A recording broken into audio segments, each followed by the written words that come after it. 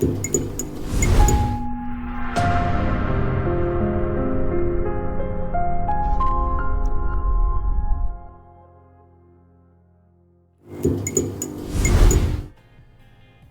there we are.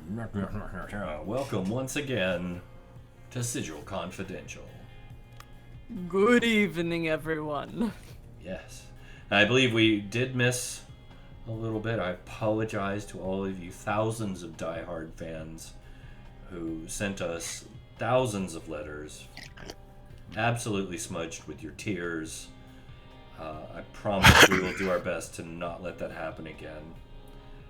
Make sure you join the Discord and you can talk to all these wonderful superstars that you're so in love with pretty regularly. Most of them are around. But yeah, we can maybe even look into getting you some 8x10 glossies and some autographs. So please, join the Discord. We'll see what we can do to hook you up with that. In the meantime, I do have to give a very, very special shout out to our sponsor, Skull Splitter Dice. Are you ready for this? Hit it. Hey there, fellow geeks and gamers. Do you find yourself in a critical situation wondering if you should cast Fireball or attempt a diplomatic persuasion check? All the time. Have I got something for you? Introducing Skull Splitter Dice, the only dice that split more decisions than a pizza slicer at a D&D themed pizzeria. With Skull Splitter Dice, you'll never have to choose between do or die again. Roll it and just let destiny decide. Will you impress that tavern wench, or will you accidentally set her hair on fire? Roll and find out. That's the same thing. It's the dice that makes every game a comedy of errors. But hey, isn't that what tabletop gaming is all about? Yeah? So whether you're a wizard, a rogue, or regular Joe or Jimmy, Skull Splitter Dice will make your game night the most memorable one yet. So get yours and embrace the chaos. Don't be a critical fail, be a critical fun. Skull Splitter Dice, where the decisions are just a roll away. Be sure to use code FEATHERFALL at checkout for a whopping 10% off. And without much further ado, let's get into it. I feel like recent events have proven that we're a do and die party. It's true. You can be both. But speaking of recent events, last time on Sigil Confidential. After the present crew recuperated in the medical bay, a nearby explosion decimated that part of the ship, and the skittering of the scrubbers grew closer. It was time to move. They floated down a cable shaft into the Haruspex's waste disposal chamber. As they made their way towards the door to exit, a gargantuan dimensional void slime sprang up from the muck below. They focused their might and magic on it and managed to take it down without much issue. That wasn't the last obstacle blocking their way forward, however. 2 portals stood in the 2 corridors after a Y-split. One was comprised of an impenetrable blackness, and the other was lit with an eerie, captivating glow, where it appeared as though a humanoid figure was floating in the distance.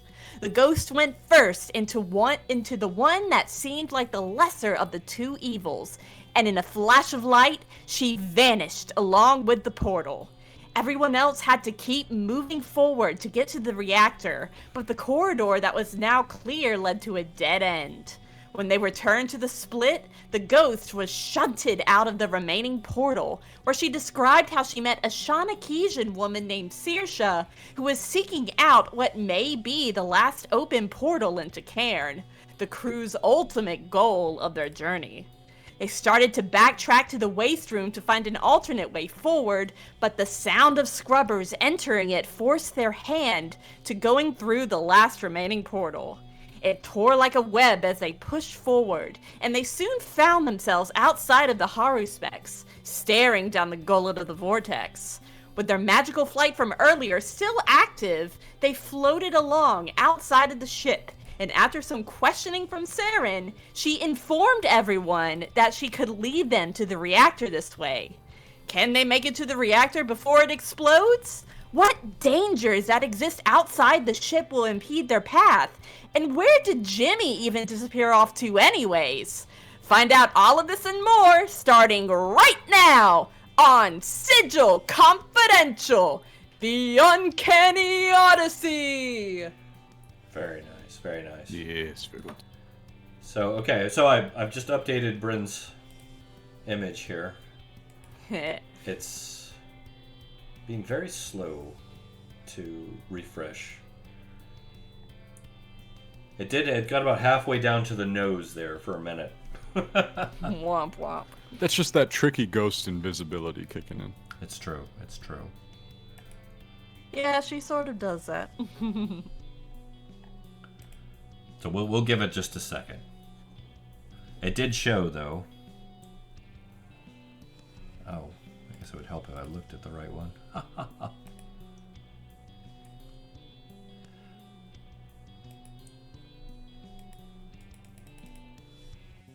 Maybe it was bad luck to do this live. Things always go wrong when you do it live. It's true. It's true. It's okay, though. It's okay. We'll get it. We'll get it. Mhm. All right. Well, we'll give it a second for now. Yeah, let's dive right in. All right. So, when we did, like you said, we were on the outside of the Harrowspecs, working our way along the outer hull, looking down at this horrible warping reality vortex below you. Saren promising to lead you to the reactor, finally. So, as you begin that trek, first thing that happens is, Bryn, Yes.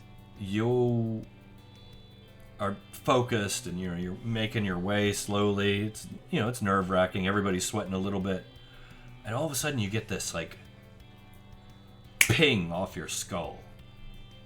It feels almost physical, but it's like this presence just thumped you right in the noggin.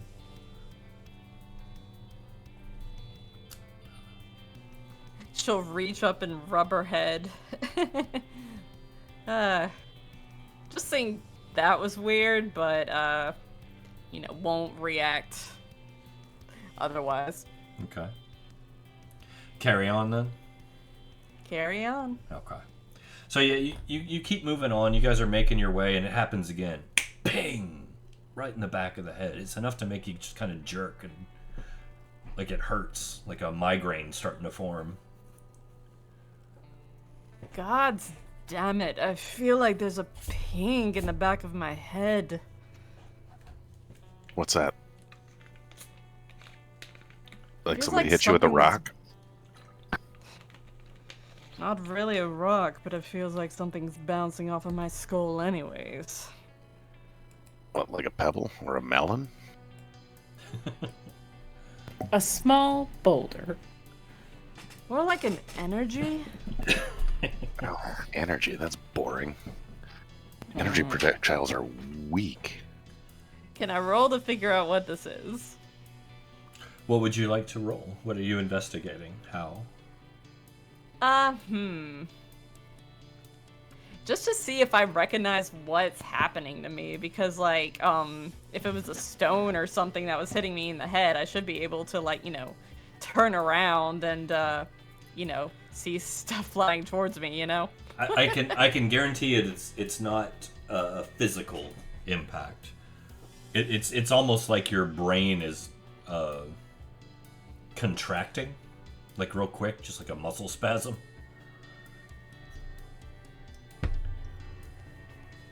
Can I roll to see if I just recognize it, period? Like, Arcana, just anything Sure. that would be relevant? Give it a try. Let's see what you got. You can certainly try. Okay, then. 19. Mm-hmm. Okay. You get the sense that someone's looking for you. That someone is pulsing energy in a very clumsy way to try and find you.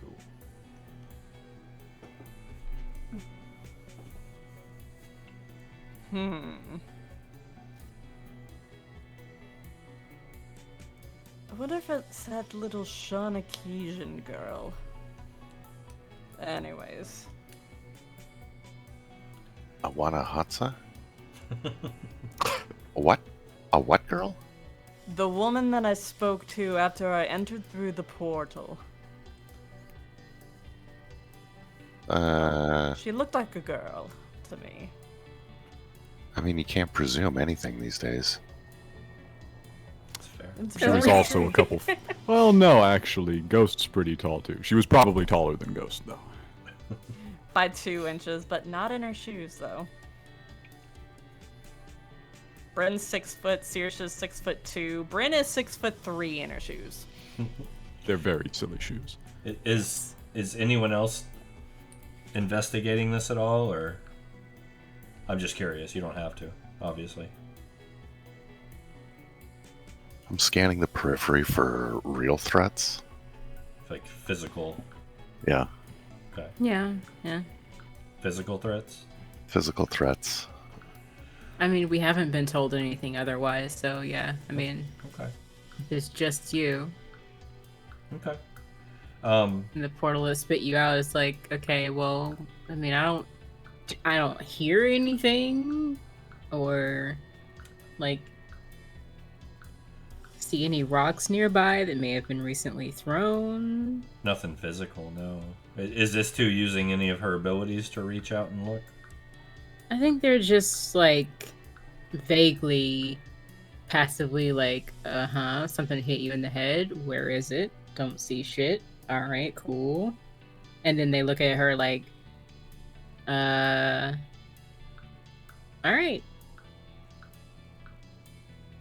Okay. Where'd it come from? It's just a very noticeable feeling inside of my own head. Oh, so it's not actually a thing that was thrown at you. No. Well, Oh, you mean kind of like one of those when you've seen it, you think you've seen it before, and you're like reliving a moment or something? Not quite. Oh, what do they call that one? The cat effect? is it? Vujudeha. I haven't the foggiest. The brain stuff? Not really my bag. Anywho, Yeah, but that's like time stuff.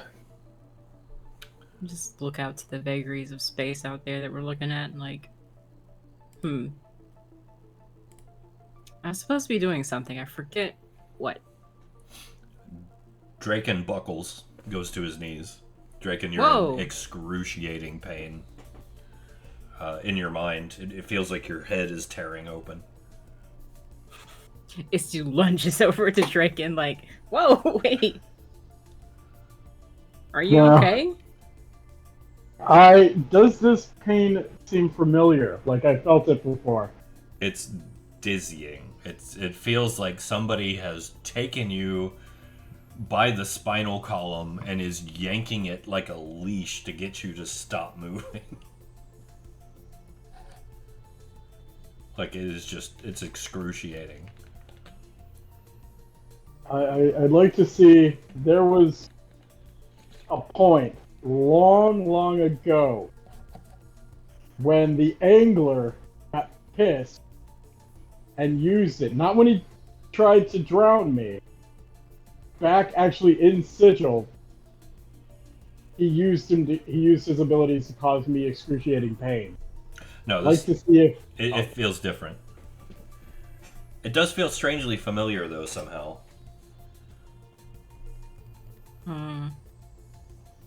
Cinder's actively looking around while Istu's looking at Draken in concern. And the Snatch, dog is just kind of like looking around, sensing the change in attitude as more of us get struck Okay. struck why by this. Probably not that girl then. Why did they get a ping on the back of the head and I get this? Get Well, mauled.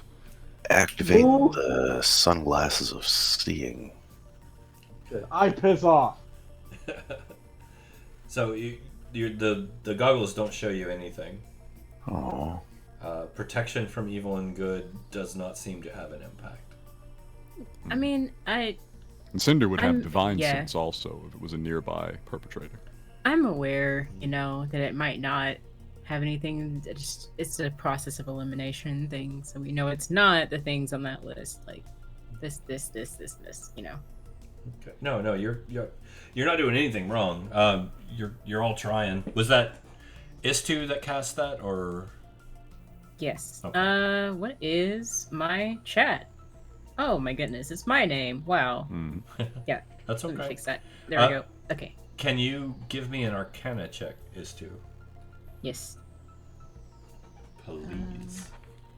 Arcana. Yes. Don't roll terribly. Come on. See, I rolled it and it didn't do anything. Did it go into the chat at all? It did. No. Yeah. It did. Okay. You're not I going to don't- be happy about it when you see it. Yeah, that's some bullshit. Okay. Well, Yeah, you're at a loss. the brain stuff, Yeah. not my bag. Are you okay, Draken? I would like to try to counterspell myself. Counterspell. And while he does that, can I look into his left eye? Okay. What are you looking I don't know yet. I'm just Oh, I'm sorry. I forgot to Yeah, that's about right. Good. Okay. Wow. Yeah, so I'm looking in his left eye just to see if there's anything in there that might be indicative of what this is. All right. So Draken, make a concentration check at disadvantage, please. The pain is excruciating. Alright. That's gonna be a 17. Okay. You manage to fumble your way through the spell, even though you're struggling. It doesn't latch on to anything to counter. Istu, as you're focused, honed in, super honed in right now, because you were clueless and now you're like, wait, Istu's they're sitting there just nah, something's going on. And so you peer in and you watch, and as you're watching, you see the tendrils of time and space wrapping around Draken and almost just strangling him aggressively. You've never seen this before, but it's almost like it's trying to just claim him. And looking back, you don't see this on anyone else.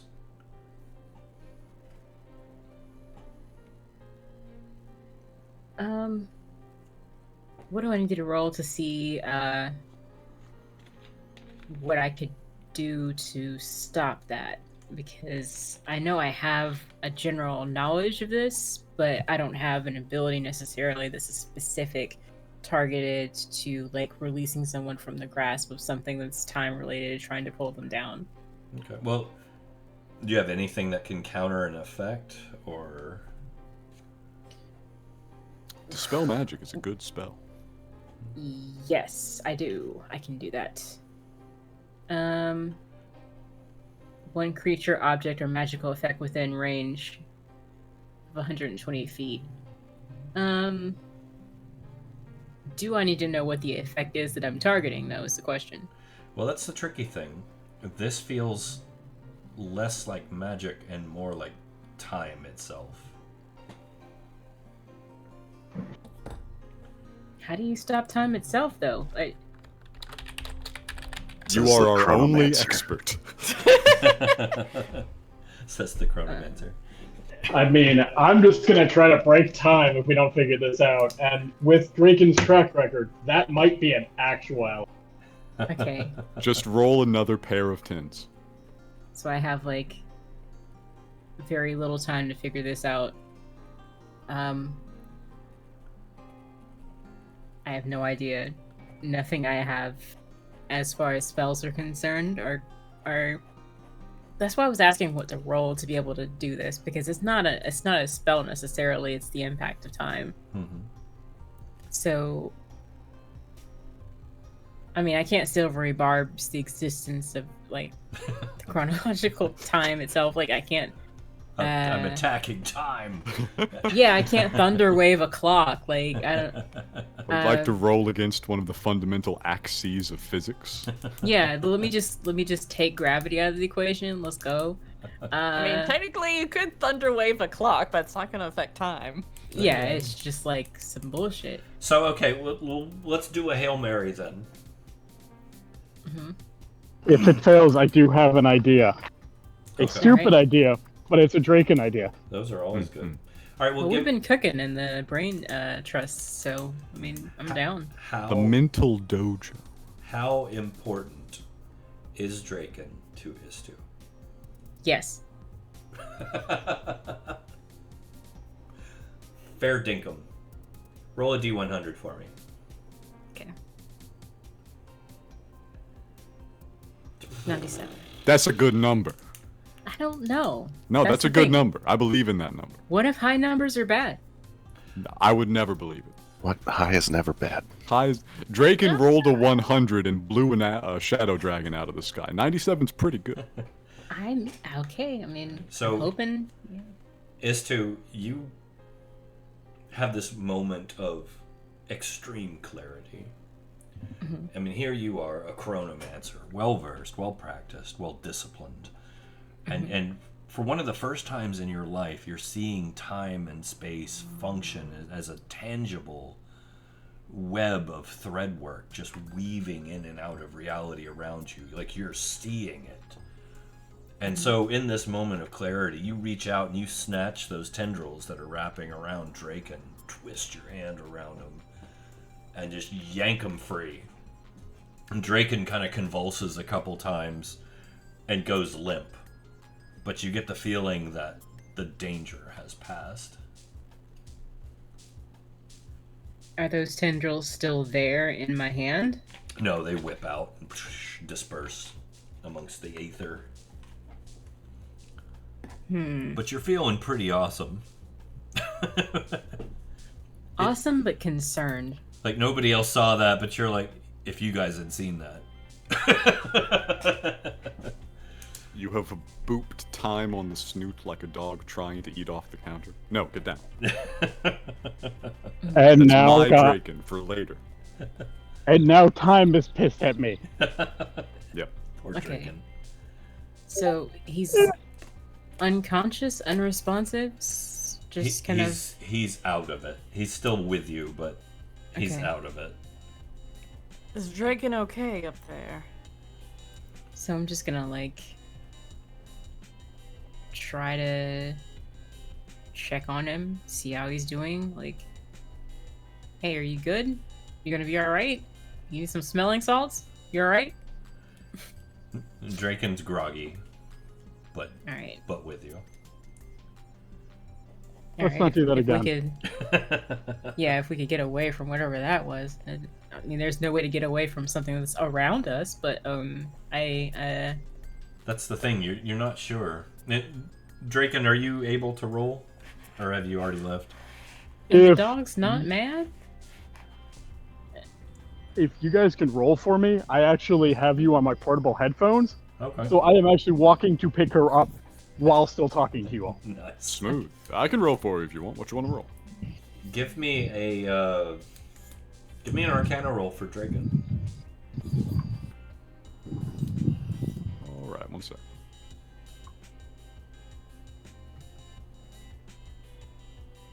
His sheet did the thing. You know the thing where it kind of like sticks your cursor to the corner and just continuously opens and closes itself? Yeah, it got hyperactive. It loves to do this. Arcana roll. Here we go. I don't know if you get advantage on Arcana rolls from anything. No, but you have the +1 from the luck stone, right? Ah, this is true. Would you like to use it? You rolled an 11. Well, the +1 is automatic. Ah, okay, so 12. 12.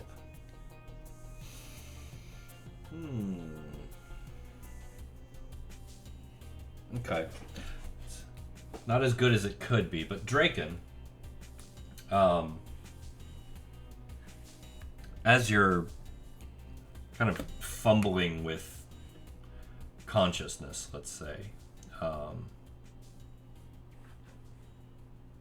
you're struggling, obviously, but there's this image in your mind of the crystal, a crystalline shard, if you will, and you can picture it. It's got this kind of soft glow to it. It's a long, lengthy, multifaceted crystal shard. You could almost picture runes floating and like ambiently within the confines of the crystal itself. And as you're sitting there looking at it, you get the sense that you need this. You need this really badly. And you get the sense that Jimmy's life holds in the balance of you acquiring this stone.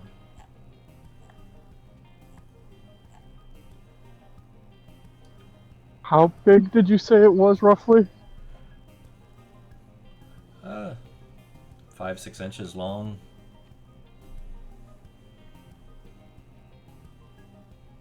I'm gonna tell everyone. Saw this crystal. Think we need it. Save Jimmy. I'm gonna try to teleport it to us. Does anyone object? What crystal? What do you mean you saw a crystal? If you can get There's it no to crystal us, I here. have no objections. Don't know if it'll work. Do you need any help? I don't know. I Can don't we, know how uh, well this is going to work. I'm not really sure. Having backup is always good. Mhm.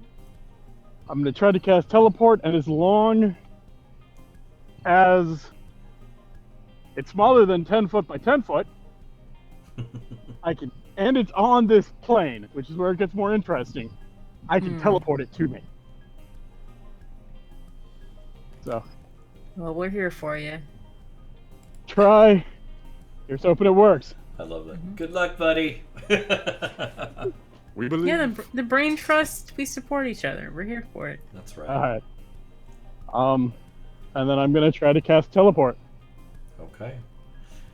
What is the range on that? Is it just within the plane of existence? Within the plane. All right. It is a table, though. Yeah, And I'm about to pull that up. Just teleport.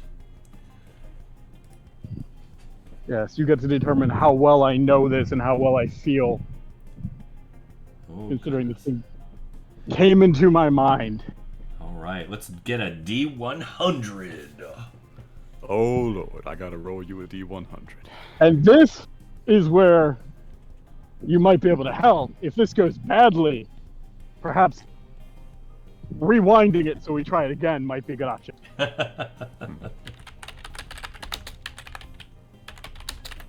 That's gonna be exciting. This is one of those moments where you pressing the button would help a lot. I don't tend to roll 100s on a D100. But, I'll do my best. I mean, I can roll a random number generator for the 100 if you want. You're good, I got you. 53. 53. I think we need to redo that one if possible. That's a low number, yeah. Yeah, we do need to redo that one. Okay. Do we have a redo? I think that's where issue comes in. Huh? Can you kind of reverse and let me take my action again with your time magic?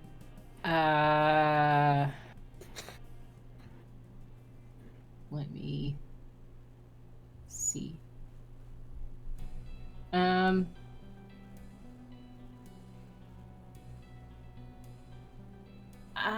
No, I can't. Wank. Yeah. So, Creature. Well, as a reaction after you're a creature, you can see within 30 feet of you makes an attack roll, an ability check, or a saving throw. You can force the reroll, and that's not what this is. I'll let it slide. Go ahead. Okay. I'll let it work for Yeah, them. I'll do it then. I got you. All right. Believe in the heart of the cards, Chronal shift. because we need a substantially higher number than that number. At least a 74. Boom! Yeah! Got it in 2. Hell 90. yeah. Let's go. 90. All right. That is a good roll. So, you focus through the grogginess, and you feel it fumbling for a second as your focus begins to waver, but then you hone in. This is important to you. This is Jimmy you're talking about. It's just patting you on the back. You got this. You got this. Rubbing little circles. And you guys see this crystal like coalesce in Draken's hands. This crystal shard. It's obviously an otherworldly substance. While you'll have a chance of recognizing it, it is extremely rare. It looks almost like clear obsidian, but there's this alien quality, like this jagged and kind of irregular shape that it's got to it, and it almost seems to blur and shift, almost as if it's shimmering in and out of reality on its own. And it gives off this kind of soft, ethereal glow. And despite the darkness of the crystal, it emits a pale, almost silvery light that kind of shimmers and dances with this weird luminescence all around Draken where he's holding it. And it's not warm or cold at all. And it's certainly not static. There's like a little bit of an iridescent color shifting that happens as it goes through it. So sometimes you're not sure if it's a ghostly blue or kind of maybe a soft violet color. It's shifting and changing constantly. And you can very faintly see within it these almost imperceptible runic shapes shimmering and twisting and moving within the crystal. Brenda will float up to Draken and observe it closely because she's curious about this now. Okay. I have no idea what to do with this or what it's for. I got But it. I got it. But I got it. Good job. But supposedly it will help Jimmy. Good job, It's Draken. bound to Istu. Yeah. Let's go. So, do you want to try to determine what it is, Bren? Is that your goal? I can. Like, she just wanted to go up and see it because she's a curious sod, but yeah, let's try. Okay. This would be a disadvantaged arcana. Yeah. No idea. Wank, wank. Draken, did you say Istu? Yeah, I fist bumped you. Oh, thanks. Happy. Draken might know what it is. Let's Yes. go. Can 18. I try? 18. I rolled for you. You got an 18 on the disadvantage. Is it disadvantaged for Draken or? Yeah, it's for anyone. Okay. Okay. It looks familiar, Draken. But you just Might it have been in somebody's basement? No, it's not that crystal. Okay. Can I look at What's it that? with What's the? that thing you got there, Draken? Can I consider this against the concave lens that we saw before? It's not the same as that either. But Okay. but good eye. Rat, are you wanting to look at it? Yeah. What? Where did that come from? It's a good question. Look at Rat go. Look at you! Eve. The brain on this guy. Let's go. I mean, it's still like a 4. Yeah. I noticed the number in the parentheses. I got one or two of those. 17. Hey. So, Ratt, in your travels and in your studies and in your learning and in your experience, you've been everywhere. You've seen everything. And you look down and you are just, like, your heart kind of shudders for a second. You catch your breath. This is Eldrasite. This is one of the most rare minerals in the multiverse. That little piece that he's holding is worth more than Sigil. If you could actually buy Sigil. You can't have that. Where did you can't have that. What even is it, Ratt? I have a lot of things I shouldn't have. In existence. Okay, but what does it do? What's it called, even? Eldersite. It's like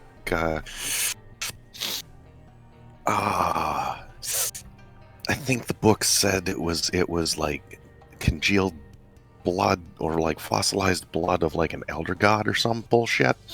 But you know, who knows? It's all like apocryphal anyway. So Eldrasite. You do know that when used, it literally allows you to defy the laws of physics and reality if it's used properly. it's a really good explosive. If it's used improperly, Properly. It's a really good explosive. It's a really. yeah. As Istu's like watching this conversation happen, Cinder's looking at Draken and like, you alright? Checking in on him, making sure he's okay, like seeing if he needs like any healing or whatever, and just like, alright, normally not a medic, but walk it off. Oh, look what I got, man. And I'm gonna fuck with reality. And can we use Sweating. that to contact Jimmy then? I wonder if that wasn't him trying to contact us, Draken, and it makes sense that it would be the two of us experiencing these sort of pains like someone was trying to contact us if it was indeed Jimmy. So Sweats and Hexblade. I will say that you probably couldn't use it to contact him, but if you could figure out a way to get it to him, and I'm saying this to Ratt based on your information, if you could find a way to get it to him, that he could potentially find enough of it maybe where he's at to perform a necessary rite to actually crack open reality and come home. Does Ratt tell us this? Yeah, but I don't know how to do any of that. Let's find out a method. Can I make a bullet out of it? No, The most expensive bullet the multiverse has ever seen. you definitely don't want to damage it. I'll use the whole thing for one bullet. He has a spell for that. I can do that. It's true. Now, you probably don't want to shoot it. You need to get it to Jimmy somehow. Because you don't know where he's at or how to get to him, but he knows where you're at. So if he has it, he could potentially use it to come home to you guys. Hey, wizard. Yep. Do you know how to get this to wherever Jimmy's at? Well, first of all, I don't know where he is specifically, so that's gonna be trouble because Dimension Door doesn't work here. Other wizard. You magically like made this thing appear in your hands, right? Can you magically make it appear in Jimmy's hand instead? If You the run ghost, into a like, plane of existence problem. Yeah. if the ghost like helps you establish a mind link or like a Can't look. like a Maybe, or get a but lock on the location. problem is I don't know where he is. Yeah. But really, So- any sort of teleportation anything usually requires familiarity with who you're trying to get to. So if we have anything necessary, then we could use our connection with Jimmy to send it to him and locate him that way. Don't But necessarily need to know what plane he's on. I sending this to Jimmy seems smart, but I feel like, and this is probably not the best idea, but possibly a better idea, is to send this with someone to Jimmy. So that Jimmy isn't alone. Perhaps a magic user.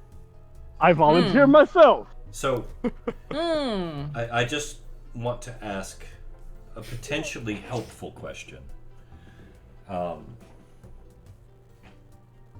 Did Bryn and Istu tell everybody about the crystal they used to actually see Jimmy? Yes. Yes. What? Okay. So we could go back there and see him and then see where he is. Bad idea. Scrubbers. We didn't take that with us, did we? Pat's No. pockets. We couldn't. You tried. I gave it a good effort. You certainly tried. The dog What if- looks at me and is like, "Oh." Well, what if Jimmy's in that crystal? It was some sort of scrying device that we used to communicate with him. Well, what if we just use that to make a portal to Jimmy? Like it We would have to- rewrites reality, right? So use it to write reality, a portal to Jimmy, right over there. We would have to go back into the ship, and the scrubbers followed us through that area. Okay, but maybe we don't need that crystal anymore. Maybe we can use, like, maybe that crystal was just a window, right, into a parallel realm that still exists elsewhere. There just isn't a window. We don't have to use that same window. Maybe we can find a new window, or maybe we can create a window with the Elder God blood. There is one. Or I we haven't. could just circle back to putting that in a pocket for some later time to turn it into a bullet, because we're gonna run into an Elder God again, and I have a good feeling that could kill one. I have an Oh, idea. Saren. What's your idea? I have an idea. Yeah. So Dimension Doors range is 500 feet, and it can be a space I can see, one I can visualize, and one I can describe by stating distance. The reason we can't get to the crystal itself is because of the scrubbers, you said, blocking the path to it, right? Yeah. So if I can Dimension Door, which is a purely verbal spell, twice, then I can get out of there. To get back to the crystal, you mean? To get to the crystal and then to get to us. Why don't you just fold space so the crystal comes to us? You know, I really wish that I could do that to that thing and bring it to me, but I don't know how. So I'm thinking that, like, the dimension doors is a good. That's actually a good idea. How many people can you take in it with you on a dimension door? I can teleport myself, it says. But this is not me trying to complete the entire problem. This is me presenting a piece of the problem. I thought you could take. You get a passenger. Yeah, you can take people. Am I not seeing that? Because It might be with a higher casting. Yeah, you can I bring didn't one think- willing creature of your size or smaller. oh, well, hey, who wants to hop on board? How many times can- can you cast it? This is 4th level, so 3.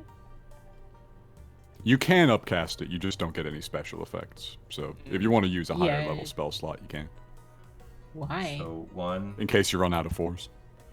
No, I'm fine. I don't. Is You this could- Mordecai's favorite clown? You could feasibly get everybody back to that room using your dimension doors, just doing it multiple times.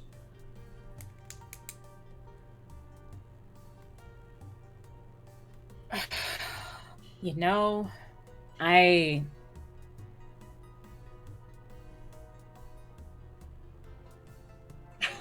I don't think this is a good call for me to be trying to do by myself. I think if I can get to this crystal, I can try to cast plane shift there and try to get in the crystal where the crystal shows. Plane shift won't work. Where Powered with the reality altering thing? it's probably not enough to actually power something that big, no.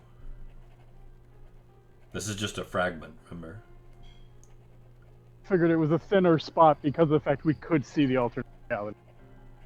There has to be something No, I connecting get, the two. it's not a terrible idea, it just, in this particular case, I don't think it would work.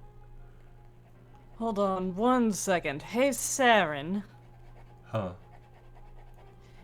Is there any other room in the horror specs that we can reach like this one? And at this point, she is going to cast Minor Illusion and show Saren an image of the room with the crystal. You found the observatory. We did. I mean, there's only one observatory on the ship, but God. I'm amazed it's still working. It is, and we spoke to Jimmy through it. Jimmy. How? I have a Through the question. small crystal sphere that was floating in the middle of it. That's not how that works, though. I have a question. Huh. We were able to speak to him, though. So Dimension Door says that I can take one person, and it talks about a lot about weight. But if I have levitate, weight isn't an issue. If I could get everyone within 5 feet of me, could I bring them with me according to the written rules of weight and limitations? Or is it just one person no matter how much it weighs? Technically, it says your size or smaller. And Draken is larger than I am. Well, yes. I mean, we won't nitpick over, like, you picking... Nah, you're both medium. Yeah. You're size class medium. It means size class more than anything. If someone could enlarge me, I could cast Levitate and Dimension Door, and then everyone would be smaller than me. You are all temporarily inventory items. For tax purposes, you are now objects. Get in the bag. Get Get in the bag. Get in the bag. Get in the bag. I mean... That wouldn't work. You know, if I you... tried. I tell you what, if you guys cast all those spells in that order and manage to pull it off, I'll let it go, because that's hilarious. Yeah. Okay. Get in the Pull bag. Don't say this shit to hand Rat. He has cannon. spell slots. Let's Pull out Rat's get... hand cannon, Okay. point it at myself, and say reduce, and pull the trigger. And before it goes off, I toss it over to Draken. Rat is now tiny. Rat is now tiny. size tiny. I Size picked right tiny. up. Hi. Hello? Oh my god. You can reduce yourself too. Just do that. Pass it What? around. Okay, can I reduce someone else? That way I don't have to just keep handing it to people? Sure, sure. I mean, if you one concentration, like whoever fires it, boo boo. So I don't know. I think rules is written. You can still only bring one, but I don't know. No, we'll let it go. Like I said, this is too funny not to work. It's Okay. really It's the fun. rule of tiny, shrunken, cool. Yes. I mean, Brain will just shrink herself down to small because changeling shit. All right. Yes. I do have one question that is very important. What's that? We are flying. Is it because of Draken? Yes. If I start concentrating on a different spell, give it to Saren. Well, fly is going to drop. let Bryn cast it on you, since Bryn can change without concentration. Nah. Bryn shoot Draken. Saren shoot Yourself. Saren, and Cinder shoots Cinder. Yeah. All right. We'll just say we did that for the sake of all that, yeah. And How do then we- this dude has the full size blaster. I'll count out 1, 2, 3, 4 charges of blaster. All right. Okay. Yep, and then I will cast, God, what did I say? Levitate? On everyone? So we're already flying. Yeah, we're already floating. Yeah, but yeah, flavor. Just gather them up in a big bear hug. Yeah, we're all nice and tidy. Remember the bundles you were in before? Don't remember that. Actually, don't. Mhm. That might be traumatic. But yeah, we're all kind of in here. We're all regular, like tiny size, right? Mm-hmm. I'm gathering the individuals carefully up, not gonna hurt anybody. Squish. Yeah, and just carefully, like. Well, I everyone get else will be Ratt sized first. small. Only Ratt is sized tiny because he was small to begin with. But we don't talk about that. I put Ratt into like either on my shoulder or like into a hat. Alright. So Rat in a hat. It's gotta be. so you're gonna DD back to the room with the crystal, right? Yes. All right. So roll a D100 for me, is to. Okay. And don't roll a 1. See, now that you said that, I have to. If this happens, you land on the crystal, and oh man, do you all not want to be where I'm at? You got this. It's fine. All right. Well, I'm just gonna. Just tear the band-aid off. You got this. Yeah, it's fine. 85. 85. Normal number. Not a problem. You dimension door the crew through the ship, beyond the danger, and into the large spherical room with the suspended crystal hanging seemingly weightless in the center. So, everyone is there. Bryn will go back up to her normal size. So, real quick, we're going to cut over to Jimmy. Oh shit. It's my boy. It's time to cut over to Jimmy. And you guys are welcome to listen in. Just please don't metagame. I know I can trust you with that, though. Not that anything too revealing is about to happen. So, Jimmy, you know where you are. I don't need to get into that entirely again. It's real messed up here. It is. It's an otherworldly in-between place that seems to exist as like a strange subcutaneous layer between all other realities. A slip in the cracks of existence that most individuals never even knew was there, where all manner of chaos and horror lies. This is the realm in which the things that scare the things that go bump in the night come from.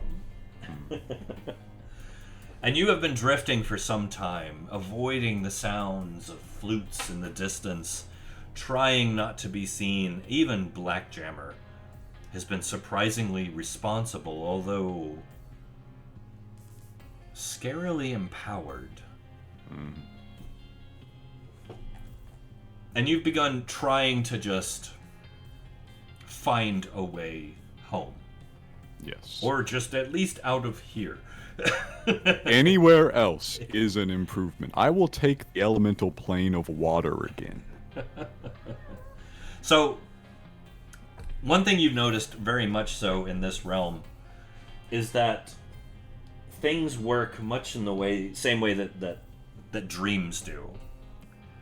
Oddities and inconsistencies seem normal until they're not. So it's almost as if one minute you're drifting, and then you're walking, and then you're swimming, and then you're climbing, but it feels normal, and then you're like, wait, what am I doing? And the moment you notice, it's like it all just kind of dissipates.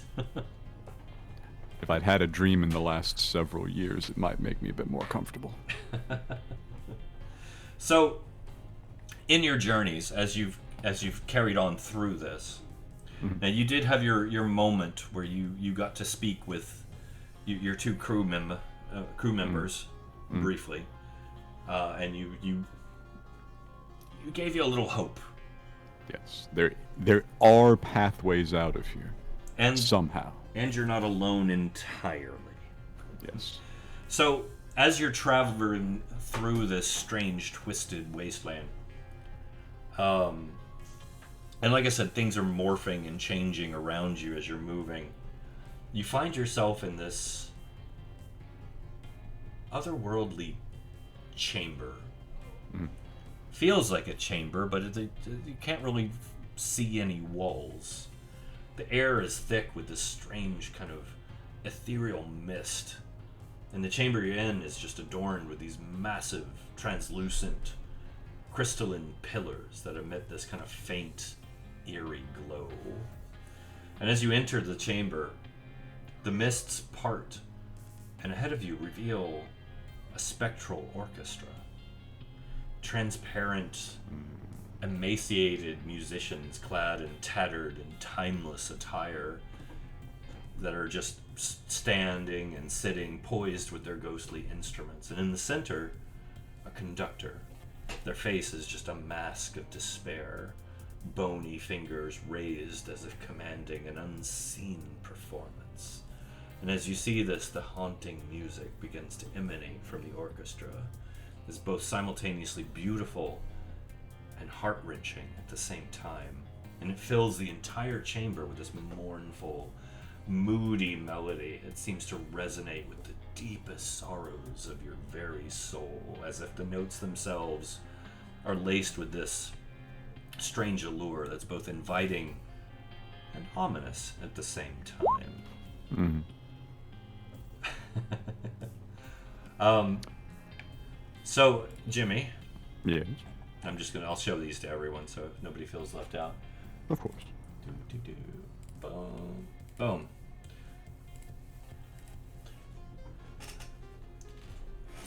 Oh yeah, eternal unlife really sucks for these guys.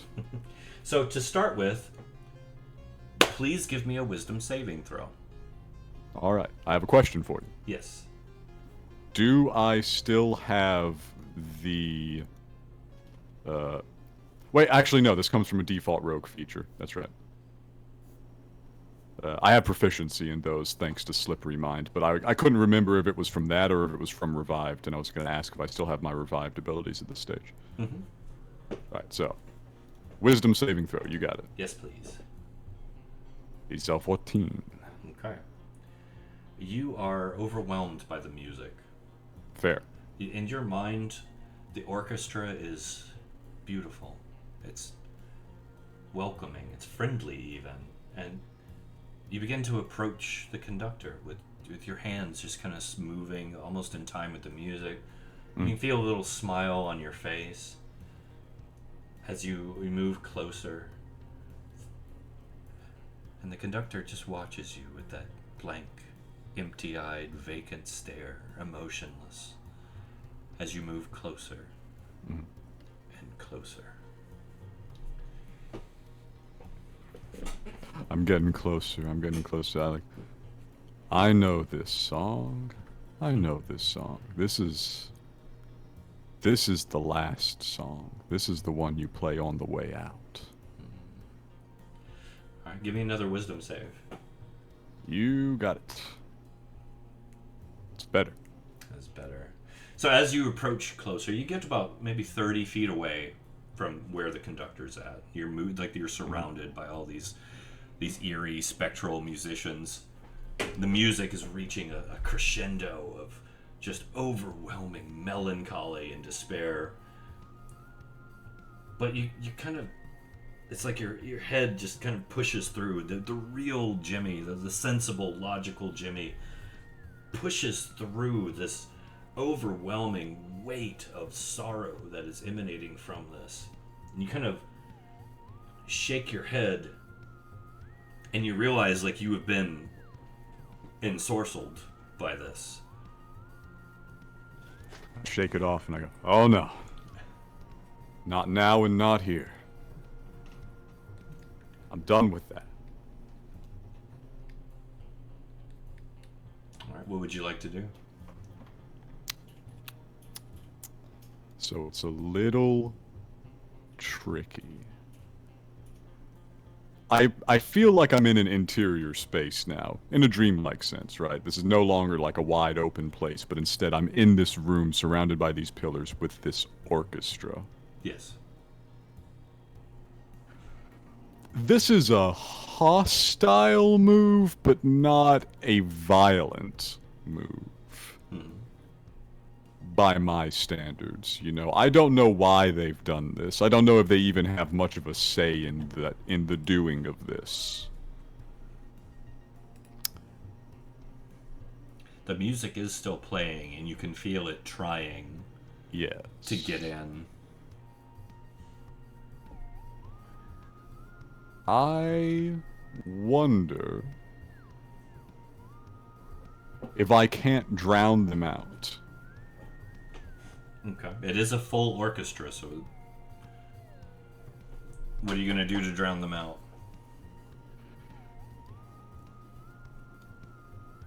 I have, one, a reasonable performance stat that I never use. Okay.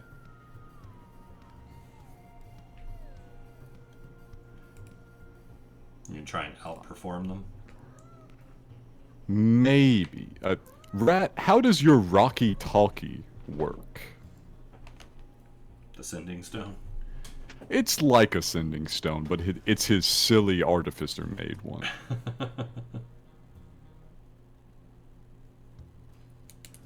Could I set it to broadcast?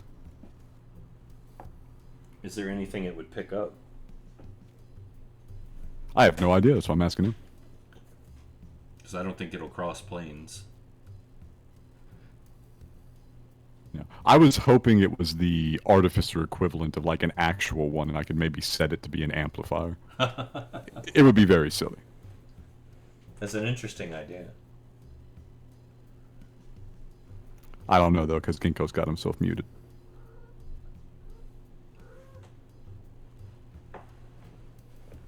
Ghinkgo, are you still with us? Nah, he's not. He's doing something. Okay. Alright, well, guess what I got? What you got? Big goddamn mouth. All right. And some lungs behind it, even though I don't use them much. Okay. So, I'm gonna say, since it's already loud as hell here, there's a whole orchestra playing. I try to sing loud enough and focus on my own singing that their song doesn't affect me. Okay. Give me an unmodified Constitution save. Ooh, that's gonna be a rough one. And here's where I have to ask, do I still, for the moment, have my revived abilities? For the time being, yes. Okay. It's 18.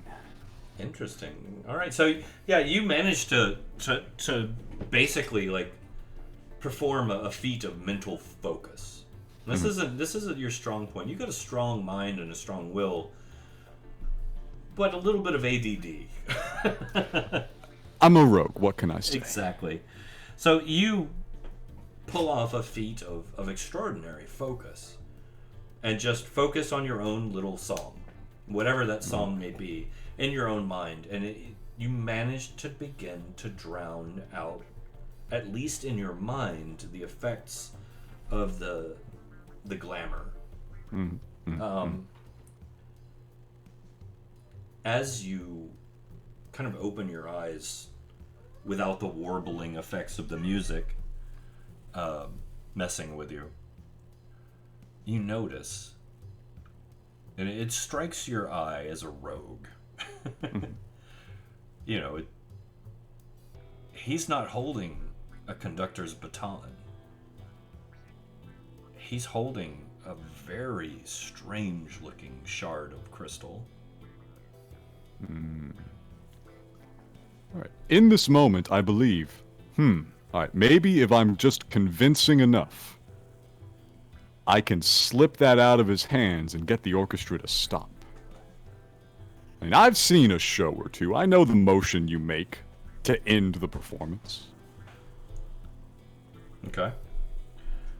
So, I would like to try and sneak it from him. Alright, sleight of hand. Yes. Okay. Go ahead. Give me a roll. Let's see what you got. You got it. 21. 21. Blackjack. Oh, Close enough. that'd be a little different. That'd be trying to knock him unconscious. Mm. Blackjack. Yeah, I can check my bag. I think I got one of those too. It wouldn't surprise me. Let's do this.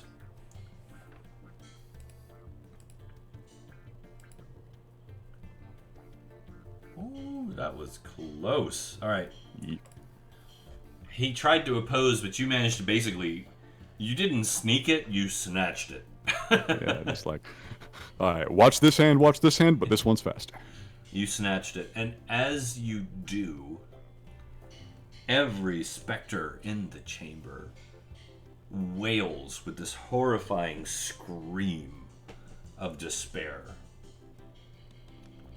And you feel it just stabbing into you, in your ears, in your mind, in your heart, in your soul.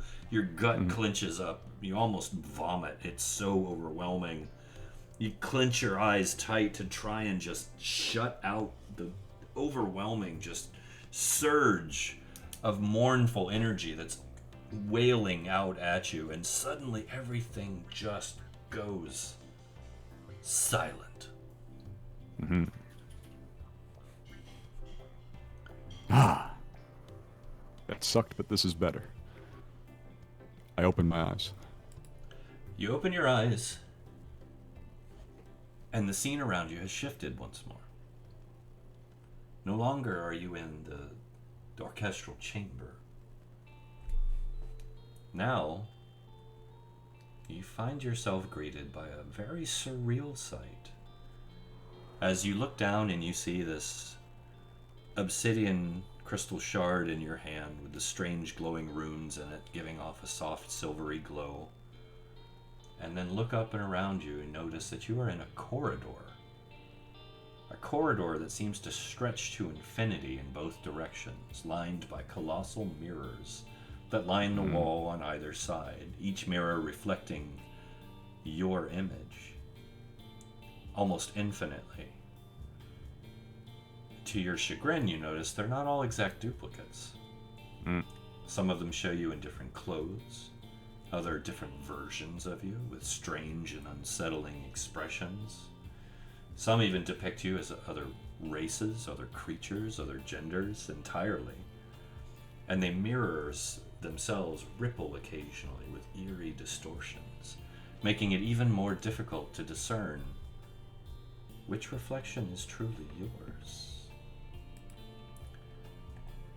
And with that, meanwhile, where's that? Boom. I'll show you this, just for. Ooh. Meanwhile, we'll bounce back over to the other crew. Back at the ranch. Back at the ranch. Meanwhile, behind the facade of this innocent-looking bookstore. Alright, so you guys are in the spherical room. If you remember, you had the ability to kind of drift through. Or were you flying? I can't remember. We were flying. You were flying, and you're still flying, so Yeah. all is good. And suspended in the center of the room is the crystal, the same as before. The room is quiet. You can see a lot of scuffs, scrapes, scratches, and damage, where apparently a whole horde of scrubbers and Lord knows what else have come through here. But at this moment, you're alone. Bryn would like to float over and interact with the crystal again. Okay. I'm assuming everybody's back to normal size and blah, blah, blah. No. Well, Bryn is. Okay. Rat would like to remain tiny. I don't remain tiny. I was Rat's gonna like, fly around like a bug. Yeah, Buzz, everyone buzz, else. buzz, buzz, buzz. Yeah, everyone else actually- should probably stay size small so we can get back to outside the ship. actually, Mhm. I want to cast Mage Hand and let Rat sit on it. That's Perfect. fun. I love it. And he's Just just sitting like, on the palm, just like kicking my feet out, my big rifle in my hand. Smoking a miniature cigar. No, What's I going- can't smoke here because the atmosphere's flammable. I'm really fiending for a fucking stogie, but you guys won't let me have one because you say it's gonna blow up everything. That's why Rat's oh, grumpy. fire's not as good here. Ugh. Ugh. Yeah. I'm about ready to just try it anyway. So he's If you leave chewing him on here it. long enough, Rat will invent the vape. Rat's chewing on a stogie then. Yep. Sorry, dude. So, Prim, you said you're interacting with the crystal? Yes. Okay, tell me what you're doing. She is going to go up and tap on it, sort of like If2 did the first time when the two of them were in the room together. Okay. Ding, ding, ding. You're looking out into this weird expanse, but you're just tapping. You're not doing anything else. For the time being, yeah, she wants to see if she wants to see if she can see Jimmy in it again. Okay. Roll a d20 for me, please. Okay. It's a super secret roll. 16. Mm-hmm. Okay.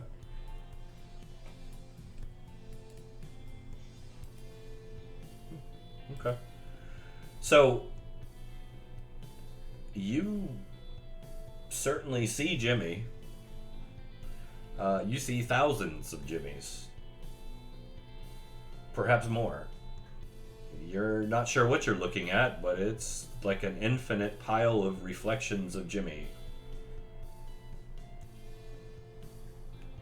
God damn it. What even is this? Jimmy? A kaleidoscope. Jimmy, you hear a voice call your name from out of nowhere. I turn my head around. I say, hmm? Every Jimmy turns his head around going, hmm? They do. Some turn in the opposite direction, some look up, some look down, some turn their heads completely around. Yeah, they got fancy tricks. Like, I'm imagining the Dillahan Jimmy. In one of the mirrors, you see the ghost's face on your body wearing your hat and clothes.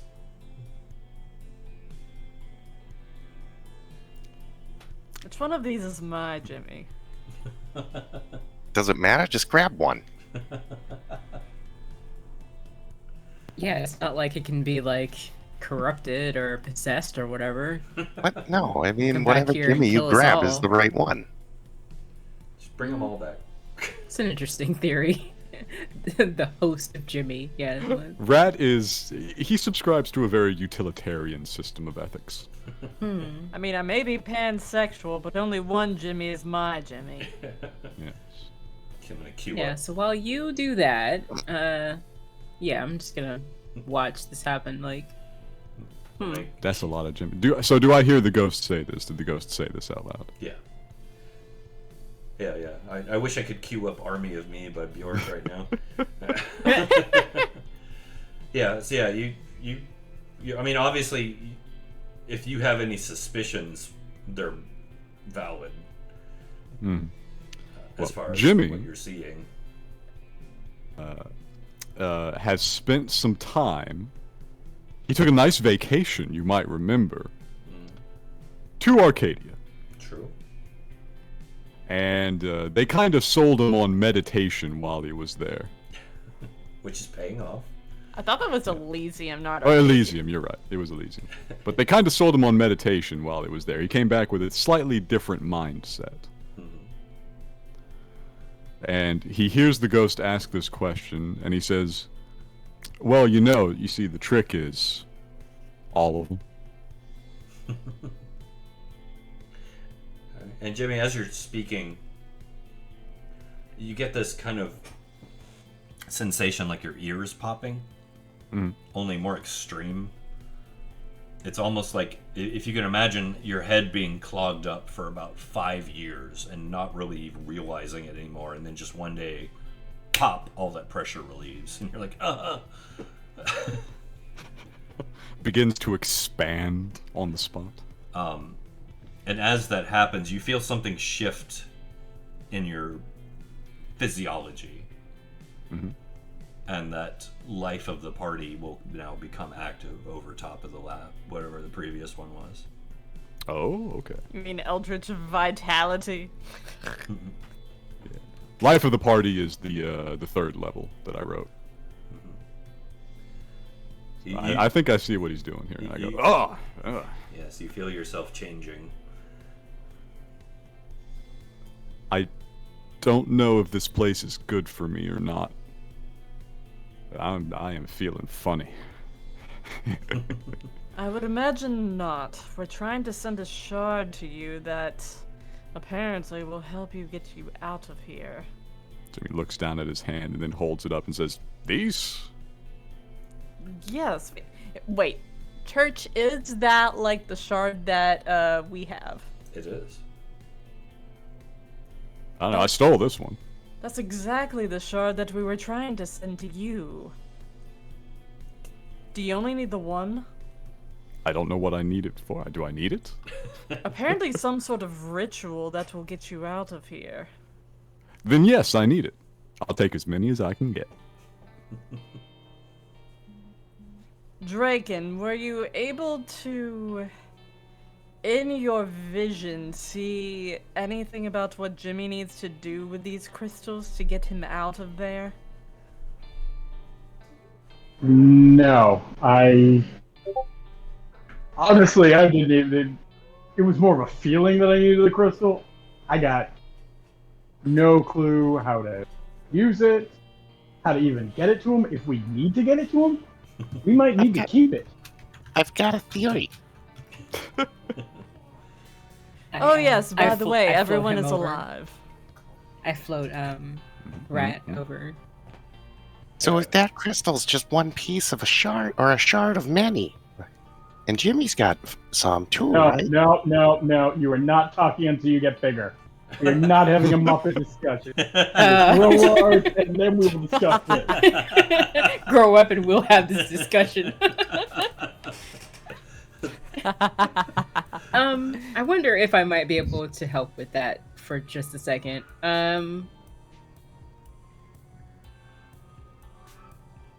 Ooh, yeah. Istu's like, Istu breaks away from a conversation that they've been having with Cinder to cast Minor Illusion on the words that Rat is saying to make them sound louder, like a little megaphone. Okay. To give him like the normal voice he would have at his normal size without breaking the size thing of him being in the mage hand. So this red-haired gnome the size of a Smurf chewing on a stogie, so floating on a nearly invisible spectral hand goes, "So Jimmy, let's talk." Let's go! Overshot slightly. Yeah, let me just tweak Done. that. I am done. Now you're done? Now you're done with our foolishness. Are you serious? Now? This is the line? Okay. I have done and dealt with a lot. Megaphone Man might be the weirdest. Oh, come on. And I am currently sharing an eye with a interdimensional fish-like deity type thing. Not You know, really I sure what never it asked you which eye it was. It's not the pretty one. I know I was just specifically peering into the left one just a second ago, and I didn't ask if it was the one that's being possessed. That's true. How would I tell? Can't really. I don't think Istu knew Draken before that happened. It's not like cloudy or anything? No. is. They're It little was different. covered by an eye patch for the longest time until the eye patch burned off. Oh. He lost some clothes. Something to think about. And now he probably lost it close that Bring gave him, like, after that incident because of the explosion of the aberrant construct. Sorry, I'll be right back. Poor Draken. Draken, it's surprising how many magic items Draken has, despite the fact he's not actually attuned to them. He just carries them because he likes them. Yeah. So, what are you saying to him, Ratt? What are you telling him? You seem to have a theory. Yeah, what if you use the crystal that you have to like summon in its other copies to put itself back together, and Jimmy just rides along with it back to here?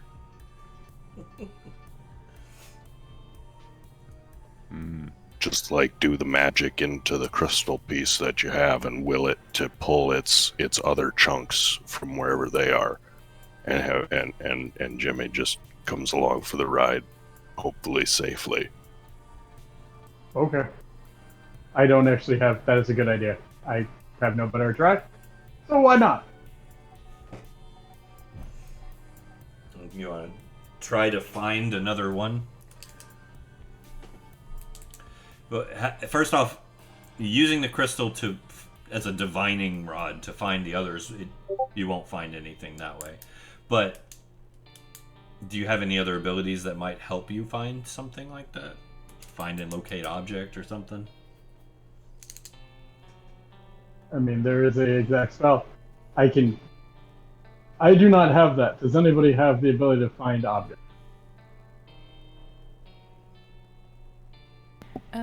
Let me check.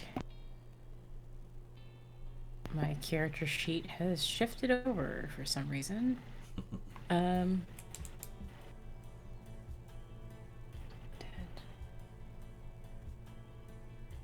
No, but I could shatter it.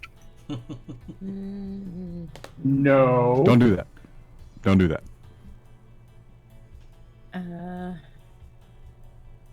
Locate. No. Nope. I thought we were going to use some sort of teleportation or what have you spell to get this to Jimmy. And that's why we returned to the observatory in the first place. I was debating trying to, like, shove my way through. Don't do that either. I appreciate the company, but trust me, you do not want to be here.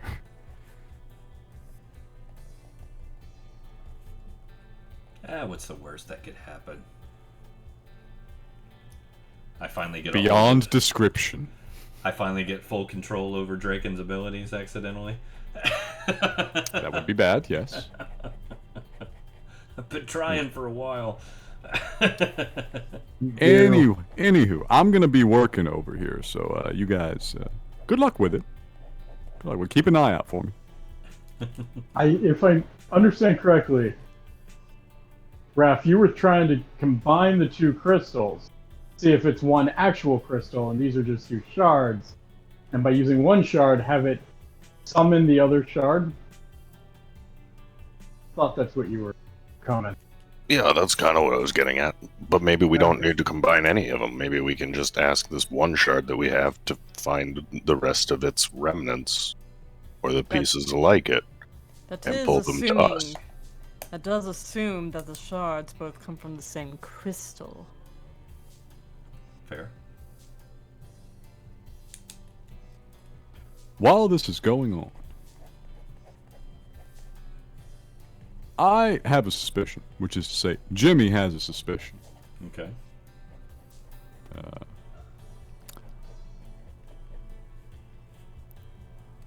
He's working under this philosophy that he's picked up, that all of these Jimmys are him.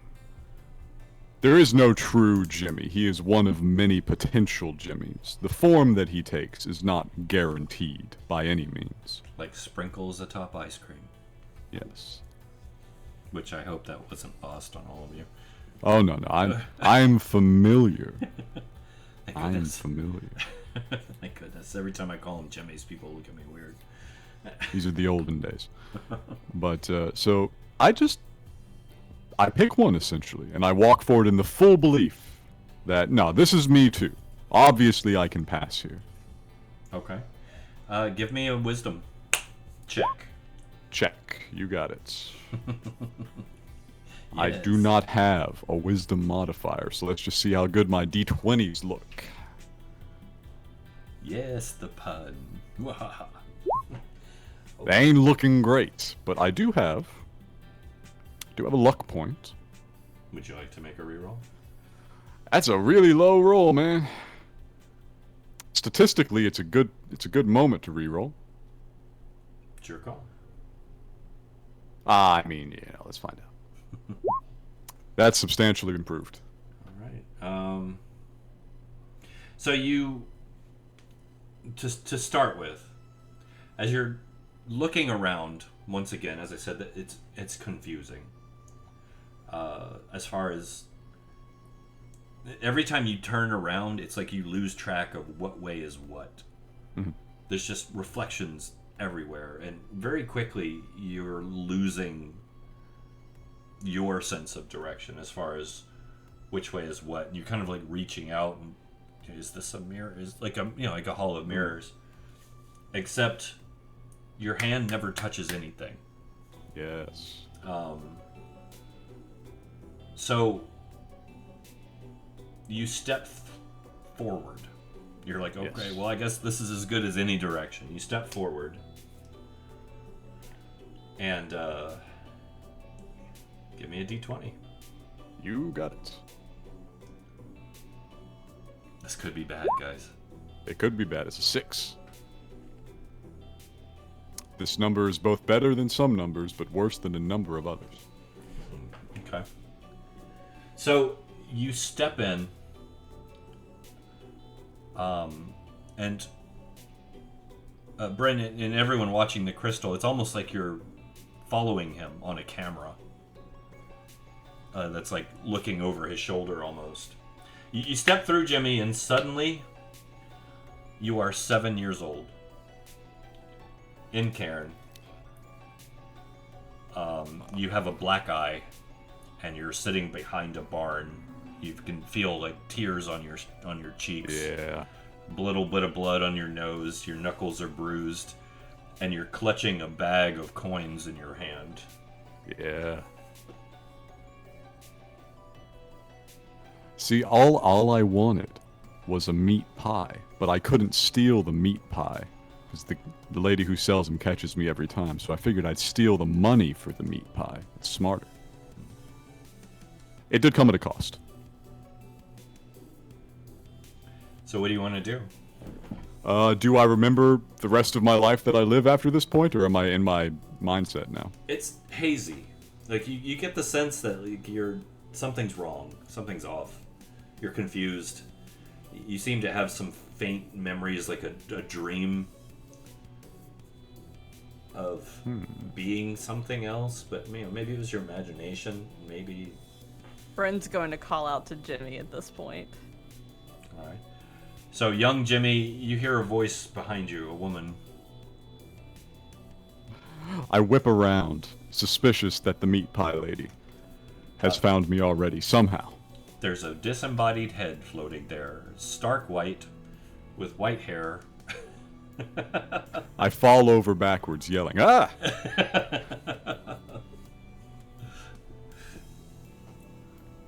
I'm not giving it back. You don't remember me, do you? You look familiar, which is weird. You see a tiny. Because if I'd seen somebody this pretty, I would have remembered it. You see a tiny little red-haired man floating on a small hand, peeking over her shoulder. Him, I definitely don't remember. We're from your future, Jimmy. He looks around. I don't think I have a future. You definitely do have a future. Are you sure? I live in the armpit of a town called Goatskin. Most people here don't have futures. I would know if you have a future, Jimmy. I am your girlfriend. That wouldn't be too bad. I got a girlfriend? Hell yeah! I'm doing all right. It's one that leads you many wondrous places beyond all imagination. Turn to us. How? All I've got is a black eye and a bag of gold.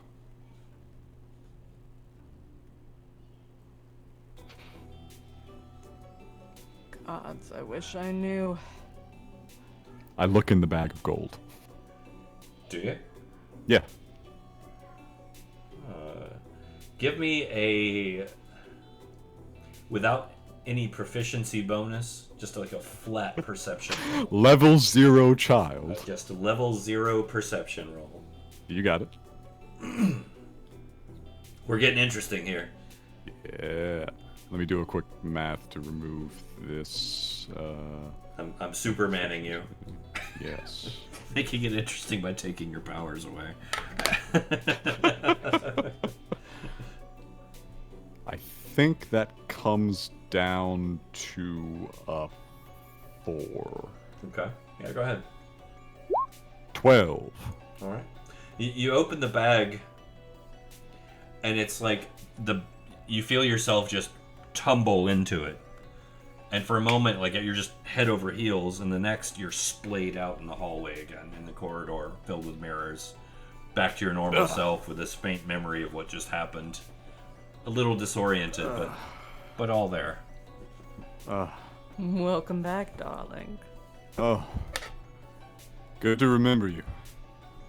Oh my god. I was so short. You were also a child. I had a heartbeat. That's what that felt like. It's been a minute. Jimmy, Yeah? as you say that, you notice your current one's twitching a little bit. Yeah, a bit like that. I'm pretty sure it came in 2s instead of 3s, though. Wait, Jimmy, is your heart beating again? It's trying. Fascinating. Alright. Okay. New tactic. I stand up. I close my eyes. Mm-hmm.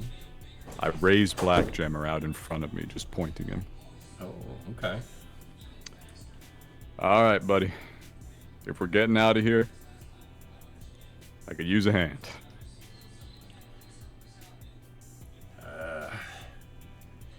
All right. I warned you about the dangers here. No. Severe they are. And now we've got a bleeding audience. Yep. It's not helping. I warned you about having girlfriends, Jimmy. I know you did. I'm the only one you need in your life. I disagree. But we're working together. We're partners in this. Yeah. What do you want me to do? We're charting a course. Are we now? All this here is for me. I don't think you see you reflected in these mirrors. I'm not sure you see mirrors at all. So you're just wanting me to lead you on like a little dog on a leash? I can play the part for a moment if I gotta. Well, I've been wanting you to let me do that for a while. Just let go and let old Blackjammer take control. Point the way, my friend. All right. Let's try this way. Roll d20 for me. All right. 13. 13.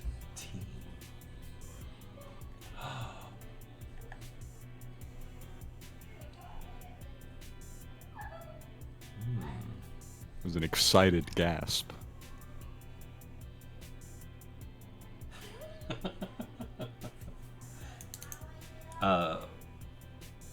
Bren?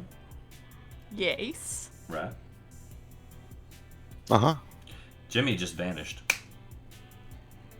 Yeah, he does that sometimes. It's fine. Shoop. Just rogue stuff. He learned the trick from a friend of his. I mean, like, blinked out of visuality, not disappeared into shadows. He just 1 minute he's standing there holding the sword out, and he takes a step through a mirror and just poof. Jimmy? Sometimes he does that. He's done it at least once. You can still hear them, Jimmy. Yeah, yeah. You can still see him floating up there. I can't see you anymore. Good, good. I might be on the way out then. It was too early for our welcome back. So I continue onwards. All right. All right. You're still in the hallway. You still have no idea which way is what. Are you going to continue to let Black Jammer lead? I'll let him take another shot at it. This is definitely different. All right. Yeah, roll d20 for me. You got 4. Oh. You step through another mirror. And the moment you do, the reflection detaches from being a reflection and just grips you in a big hug, like holds you tightly, and whispers in your ear, "Open your eyes, Jimmy. You can't trust metal to lead you on the right path. What are you doing?" Is Jimmy still invisible? Yeah. I open my eyes. You open your eyes? Yep. Alright. You are standing right on the edge, teetering on just stepping into an abyss. You don't know where the hell you're going, do you? Never said I did. Fair enough. I'll put him back. No, wait! I look around for who's gripped me. Don't put me away, put her away! I'm the good one! I look to see who's gripped me. It's your reflection. Ah. Have you had better luck than me? Nah, don't answer that. I already know. Get out of my realm. Go. Shoo. Alright, I'm going. I know. I'm messing things up here. Well, at least I was able to see you somewhat. As when you that happened. As you step out, you become visible again. Shoop. Okay, there we go. Yeah, you just turned invisible for a little bit there. Alright.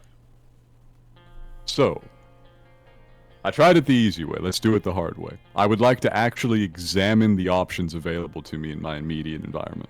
All right, give me a wisdom check.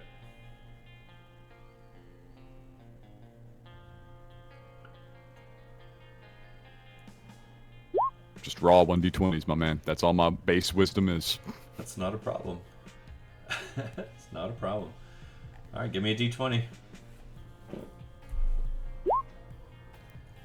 Hit me. All right. Oof. Hit me. What is the worst possible Jimmy I could be? I already know the answer to that. So as you turn to step through another mirror, basically, your reflection, a large half-orc version of you, grips you by the shoulders and goes, "Nope," spins you around and goes, "That way," and shoves you out of his mirror and through into the next one.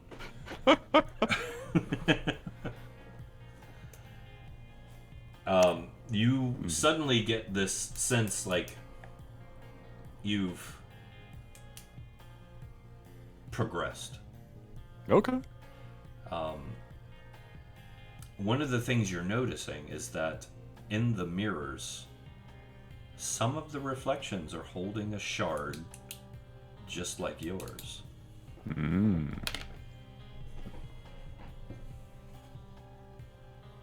Dare I?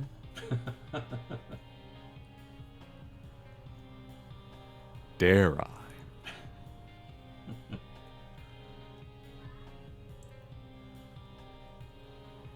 I dare. Church, I wish to perform the ultimate rogue maneuver. You gonna try and steal from yourself? I would like to pick my own pocket. Alright. Well, first you gotta find one where you step into a reflection that has one. Yes. So, That's your goal, though, right? It is. Okay. Let's do another wisdom check. I just keep giving you these d20s, brother. Roll a d20 for me. 16. Here, let me do this. Make this a little easier. There we go.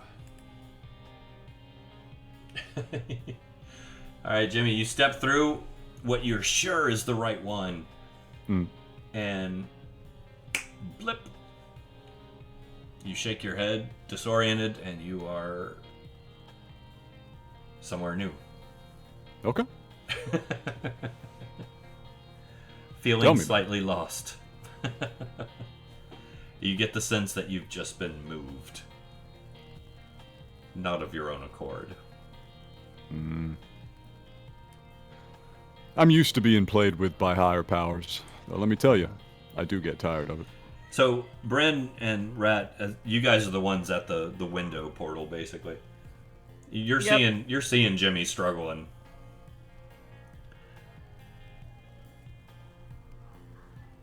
Really wish I had some popcorn. You guys are seeing him struggle. It looked like you were... You seemed like rather confident there earlier, Jimmy. And when you did, some of your reflections had the shard in it. Do you feel like you're making any progress? While they talk about that, Yeah. I'd like to have Cinder do something when Ratt says he wishes he had some popcorn. Okay. You making popcorn?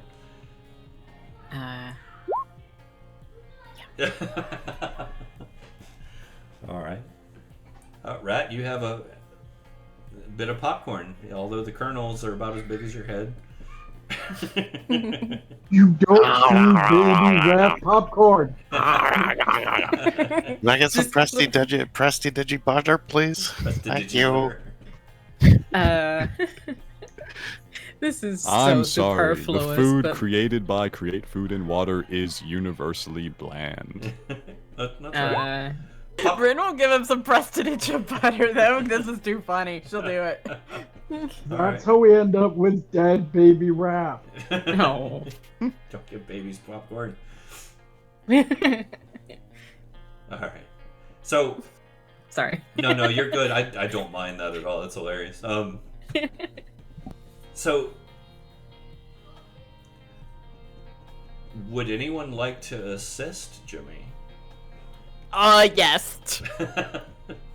Okay. Or I didn't think we'd get a chance to even say an answer to that question. So, Well, yeah, if you're looking through the portal, you're basically looking like over his shoulder. So, for visual purposes, yeah, you can assist him.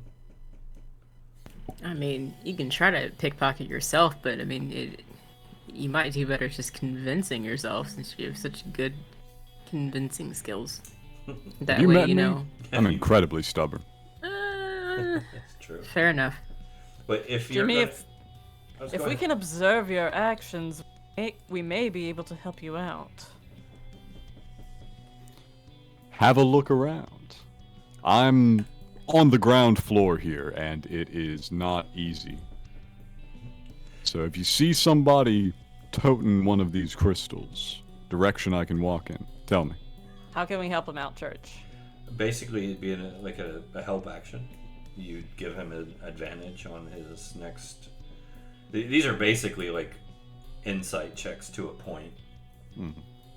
Right, if they were inside, I'd be doing marginally better. Yeah. No, well, they're baseline insight. Yeah, they're how wise are you? Please remove all character progression. Yeah.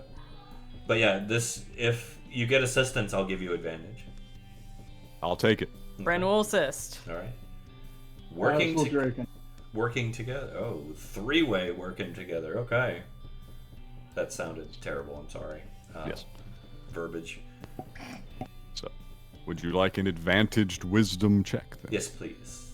You got it. Statistically improved. Much better. It's actually much better. All right. So, You begin to kind of overcome your disorientation that you were suffering from there. That seemed to be basically have you walking in circles. And it's like the working together, you kind of make a clearer path. You're like, this is the way I need to go, and you step through. And you feel like once again you're making some progress. Nice. So go ahead, give me another. Wisdom or D20? Wisdom. Yep. Nothing bad happened on that one. Okay. Once again, another solid choice. You feel like it. You're struggled a little bit on this one, but you still are. You're feeling good. All of you together, working together, you feel like, oh, this is working. We're making progress. The real Jimmy is the one who has his team behind him. This is true. Let's give it another go. Of course, we're not infallible. All right, give me that D20. 10. 10. Average Jimmy. Huh.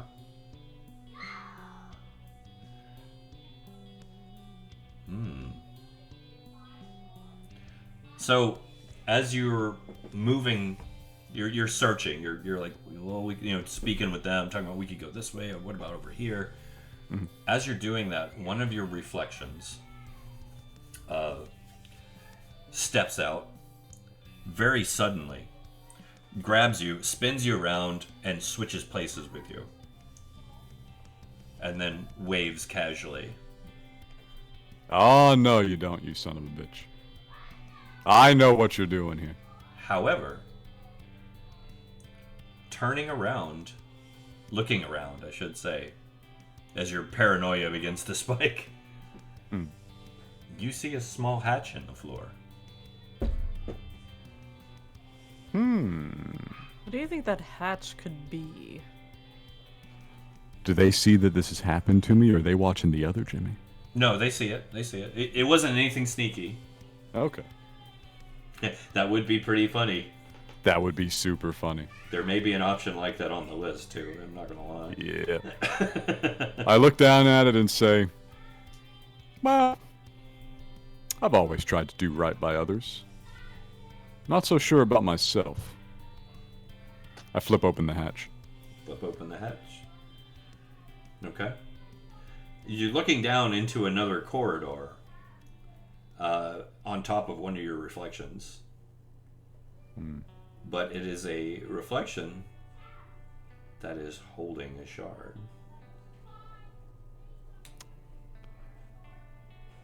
I'm going to perform a maneuver. Is it a Heimlich maneuver? No.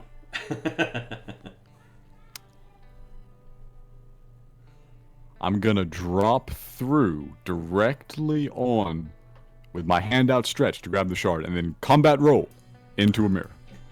Combat roll. Parkour! Okay. Roll a d20 for me just to start. Sure. Jimmy is kind of Harry Dresden, isn't he? He's a 14, so. Except he actually wears a hat. Yes, I'm attached to my hat. Oh my goodness. What did you have on 14? Give me a sleight of hand roll, please. You got it. There you are. Okay. Let me see here real quick. My goodness. Boom, boom, boom, boom. Okay.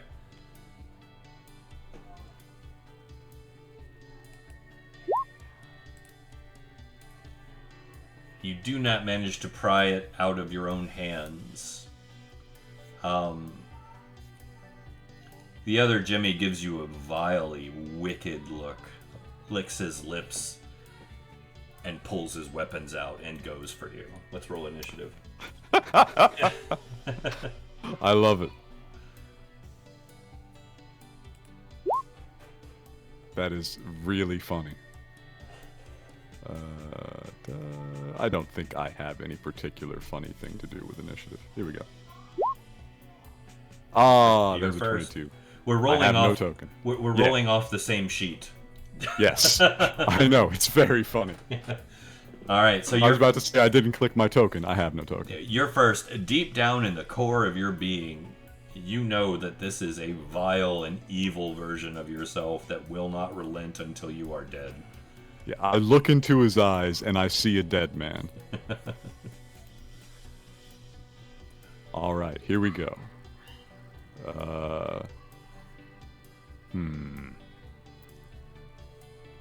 What's the dumbest goddamn thing I can do to kill myself? Not a question you usually ask hoping for a positive outcome. Welcome to D&D. Yeah. Welcome to the brain trust. I mean, Welcome to the come brain on. trust. Yeah, bring it in. I know what I'm built of. And the problem is that I am built of some real bullshit right now.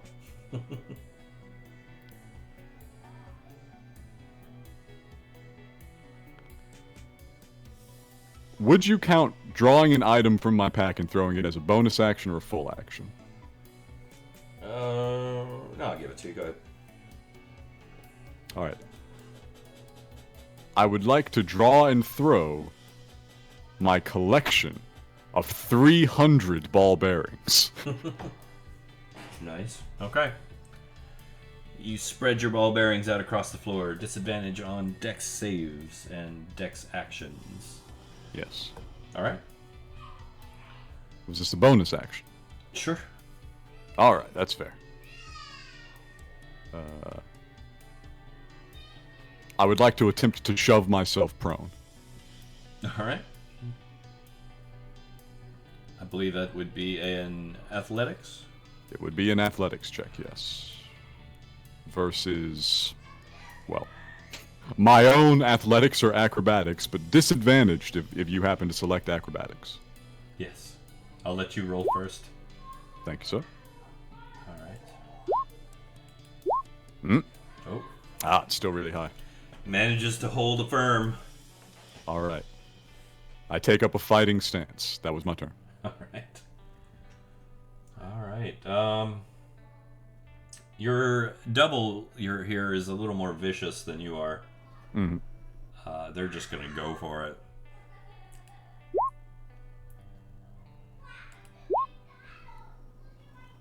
All right. So the stalwart wall sticks you. Yes, it does. I take the 14 and I reduce it with... Which one of these fucking abilities is that? Was it Uncanny Dodge? Uncanny Dodge. Yeah. Reduce it to 7. Yes. All right. Let me check a thing. By the way, Bryn, Ratt, Yes. you are seeing this. Oh yeah, Bren's real nervous. Popcorn's really good.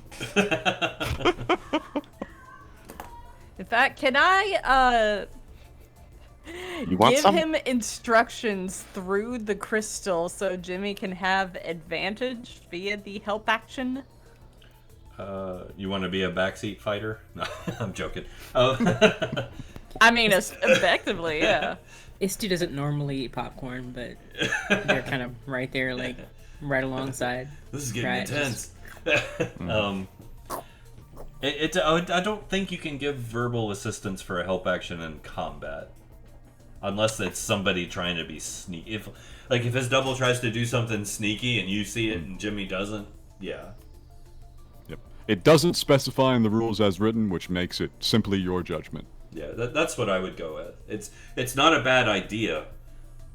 I think there's actually some verbiage in the War Mage or one of the subclasses that paints, like, you know, being able to instruct people like this as a sort of help action, because it specifies that, like, this particular feature of whatever subclass I'm trying to remember specifies you can take, like, the help action, like, War some Mage. special condition. A subclass of wizard? Yeah. Well, I tell you what, not for the combat.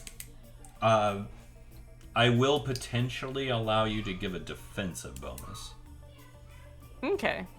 Just because I think in this particular instance, Jimmy's probably more proficient in combat than the ghost. Physical, martial combat, I mean. Yeah. Because he's a little bit of a brawler. Yeah. Yeah. So yes, would love to give him that defensive bonus via help. Okay. We will let that go then. All right. Jimmy, you are up. I am up again. Look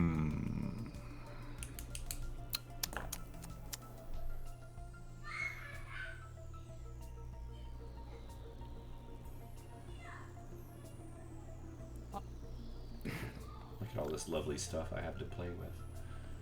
It's a difficult life. I will once again attempt main action shove attack to get prone. All right, go ahead.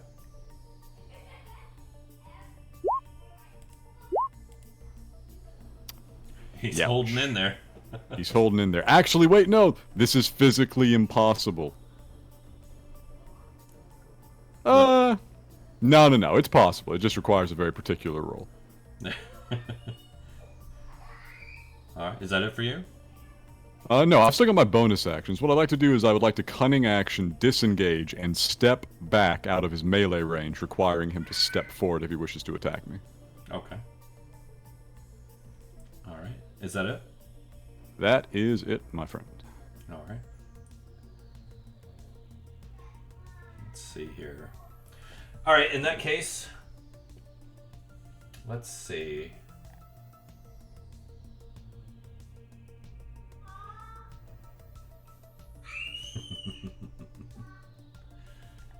He's gonna go for you. All right. He's gonna launch at you. Okay. So I'm gonna make him make a dex save. Yes. To get But off. I've just realized my character is so fucking busted, he can't fail the dex save for ball bearings. Yeah. Yeah. Welcome to my world. No, I'm joking. No, he's gonna go for you, but he's gonna try and tackle you. That's fair. We're gonna go with acrobatics to do it. That is also fair. So yeah. Wait, he's making a tackle attack? Because you can only make it with athletics. You can defend with either. That's right. Yeah, I'll make it with athletics. 17 and 21. Perfectly balanced. Yeah. You guys are dodging each other like mad. But that'll take his whole turn to get off the ball bearings and make the attack. Rogue dueling. All right, well, your move. What do you got? I will attempt to attack myself. Okay.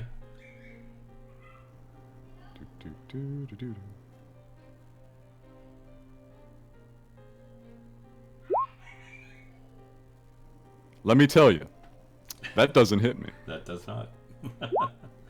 Neither does that. Nor does that. We built this together, Church. Yes. And here we are. Here we are. That consumes my turn. All right.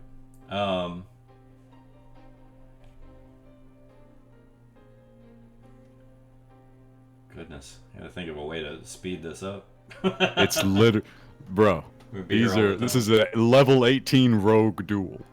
That's one hit every like 5 turns. Okay. Jimmy, can you slip out of a mirror and disengage and get out of combat that way?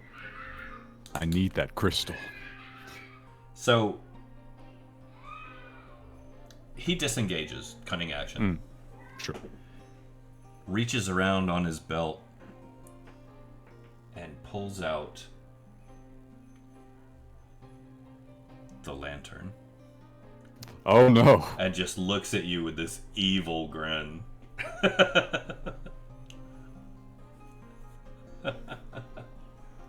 We're doing it like that then.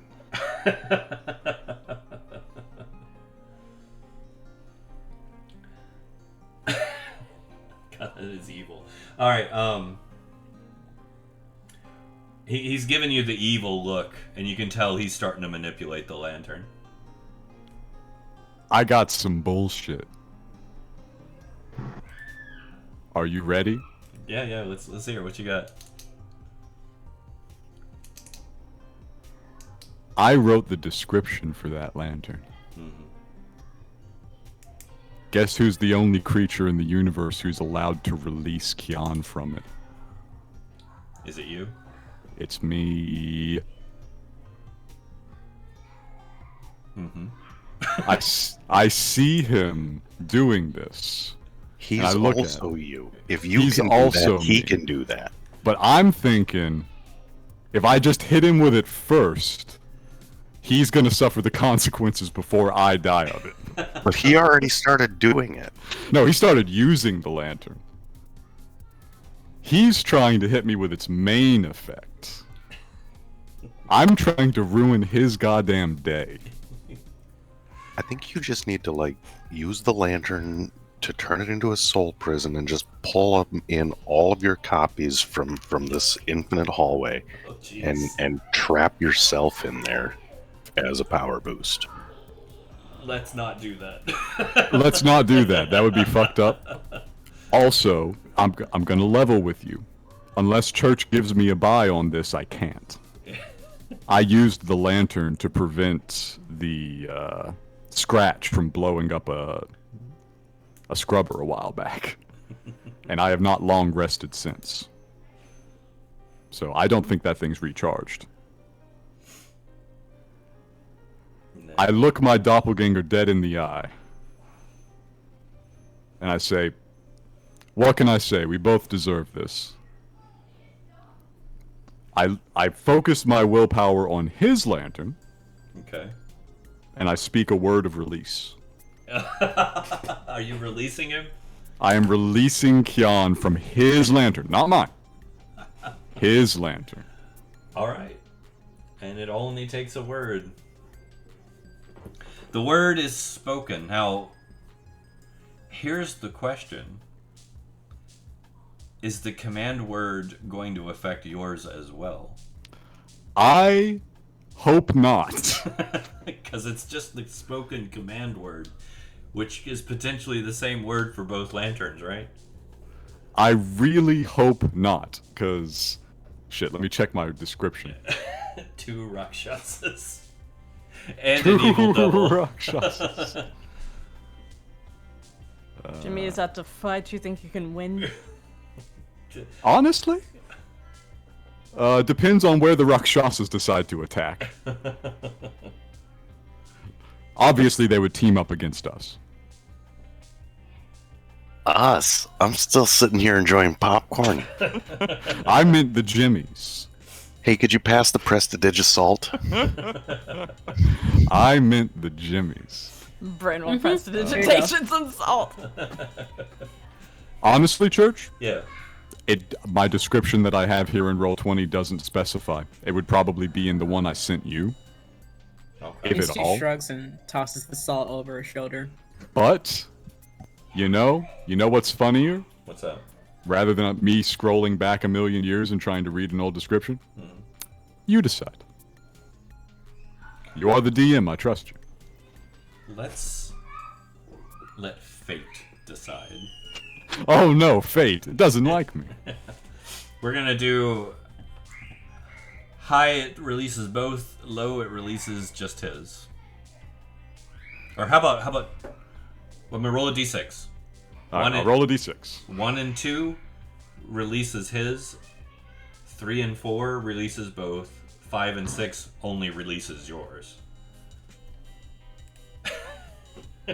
That's fucked up, man. That's fucked up. I did put it in your hands, though, so I'm gonna roll this d6. It's fate. It's fate. If it starts to release mine, can I at least chuck it at him? We'll let you roll to try. How about that? Alright. Hey! Hey. Hey! Hey! We in there.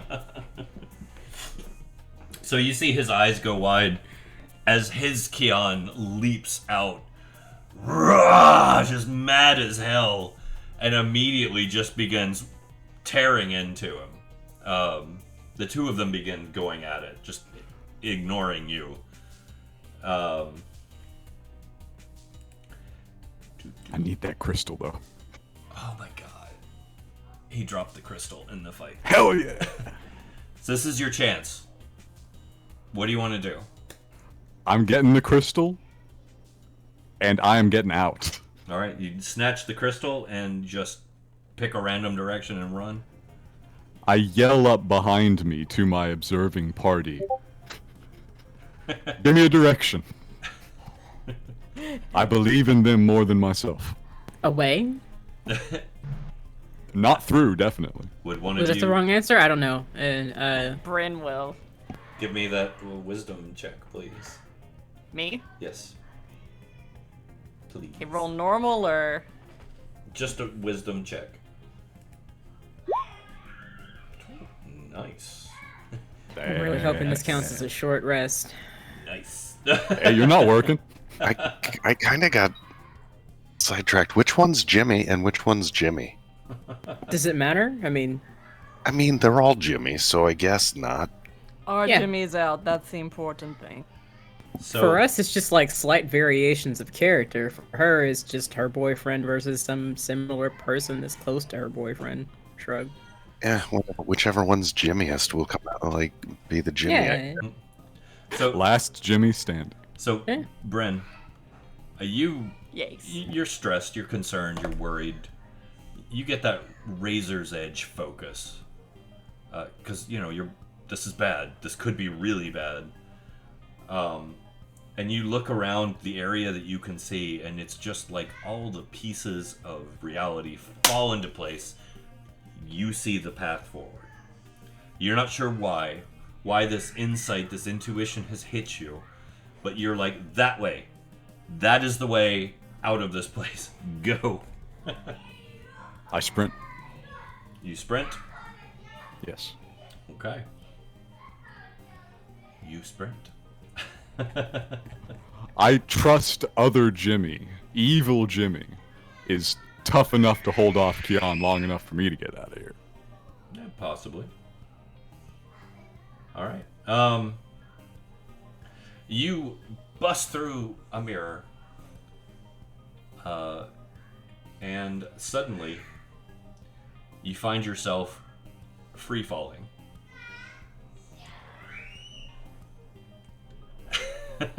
Acceptable.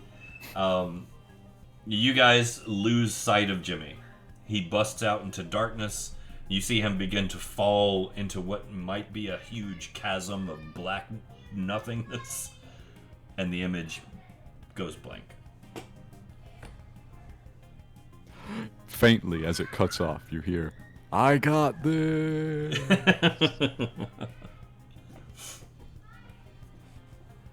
So that's 2 crystals in your possession, Jimmy.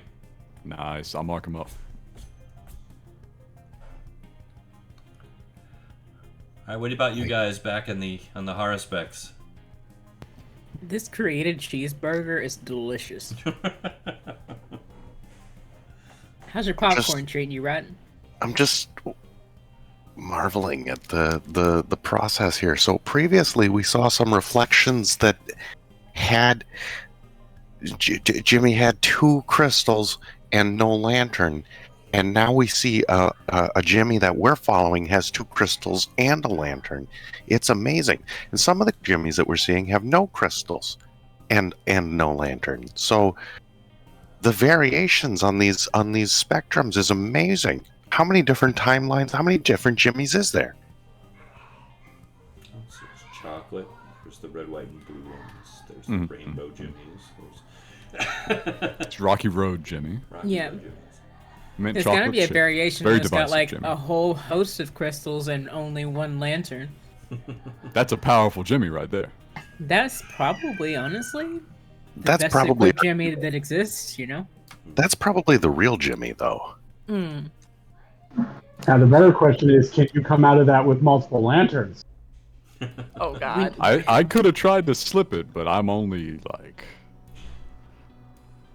I think Listen, the if- Jimmiest Jimmy is dual wielding lanterns and has all of the crystals. No swords, 2 lanterns, backpack full of crystals. Just tie the lanterns together and make lantern chucks out of them. Lantern chucks. Bryn, just- oh my God.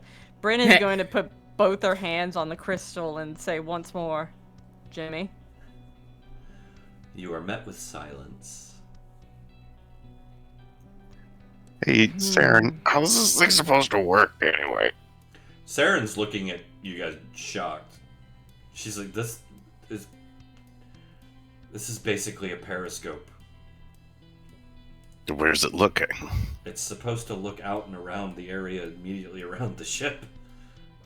It's just a way to get a lay of the area. That it's a simple. It's children play with it. It's like two mirrors at an angle. Interesting. So how come we're looking at a different reality? I'm very confused. I haven't had enough sleep for this conversation, so I'm just gonna let you guys take it. Well, Cheeseburger good, that's all I know. if we've lost contact with Jimmy, it might be in our best interest now to go back to where we were outside of the ship and continue on to the reactor. Oh, yeah. What was the timer on that anyway? Soon. TM. Yeah. It's probably going to explode very... Well, there was a wrist panel. Saren had a wrist panel that was synced to the. Ratt, you know that broke. Yeah, and then I gave Several her hours I gave her ago. my copy, like the one that I was wearing, that was also synced to it. So that one, I just don't know how to read it.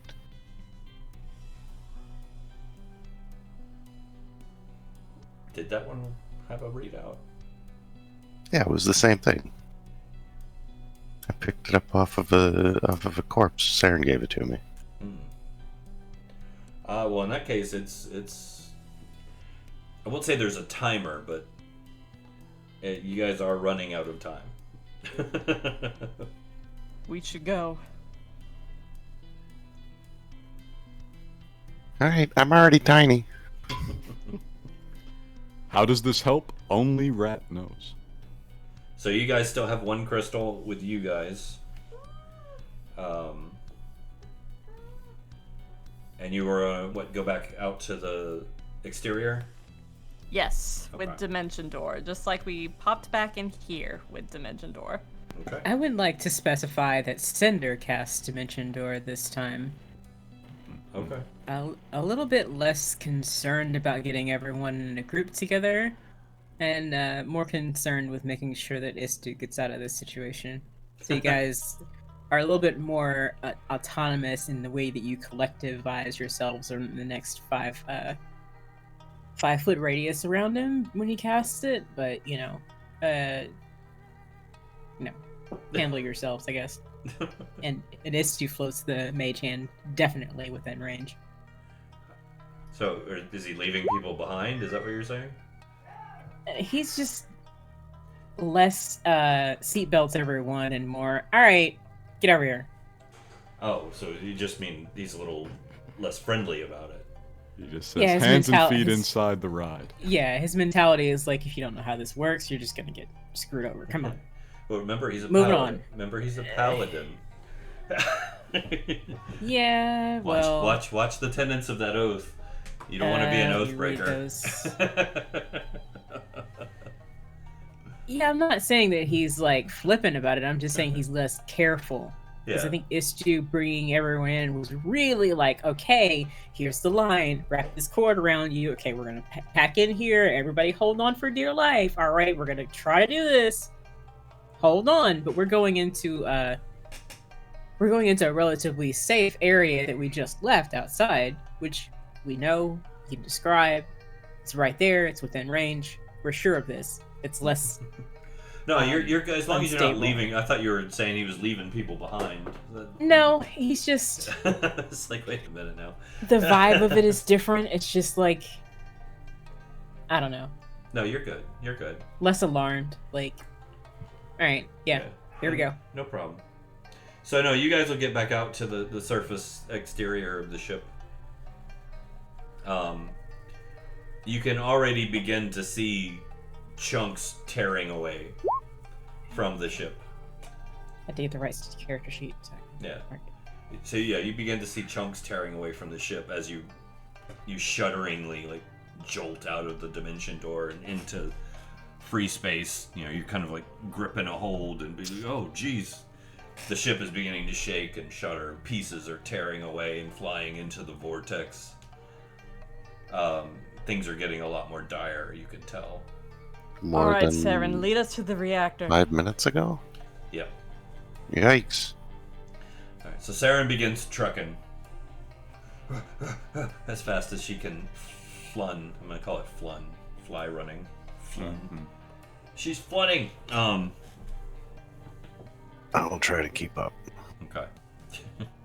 You're in a mage hand, you're good. Oh, okay. I don't have to worry about it. I'm gonna relax then.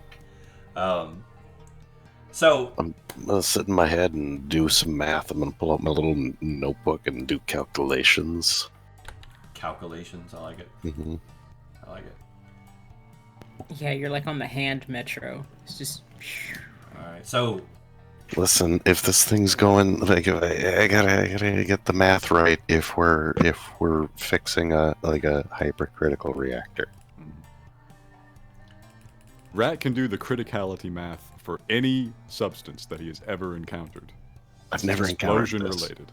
This is dangerous, but you know, explosion related. That's my thing. So yeah, That's you what I guys, do. you guys come in through a breach in the wall, basically. The first one that Saren can find in the right area. Into what she calls it is basically the first floor of the reactor section of the ship. Excuse me. Where is it? I have so many things here. It's ridiculous. Redonkulous. Yeah, this is... There we go. The control room. That central panel is in the middle of the room. Whole bunch of things that most of you have no idea what they're for. As you come into the room, you can already feel heat radiating up through the floor. And, you know, the ship is shuddering and shaking and groaning. You can hear chunks of it tearing off. This is bad. This is very, very bad. It's gonna get worse.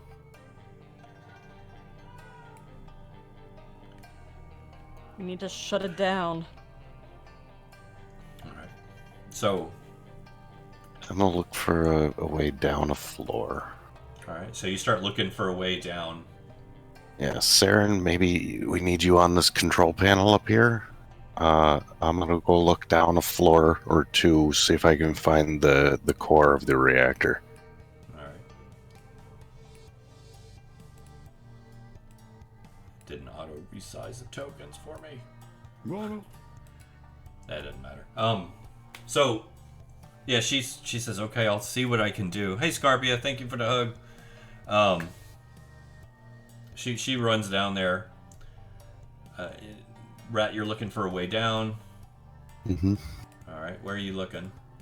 For a stairwell or a hole in the floor, like something with railings that I can jump over and float down a little ways.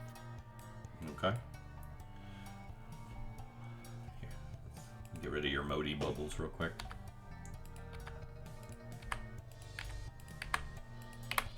There we go. Okay, so as you guys are kind of getting your bearings, looking around, Saren makes her way down to that central control panel and begins moving things around. And as she reaches that and you begin your search, the lights flicker off. Just like there's an explosion somewhere that rocks the ship and the lights go blink, blink, blink and just go dark. Did you do that? And then you hear Saren scream. Uh-oh.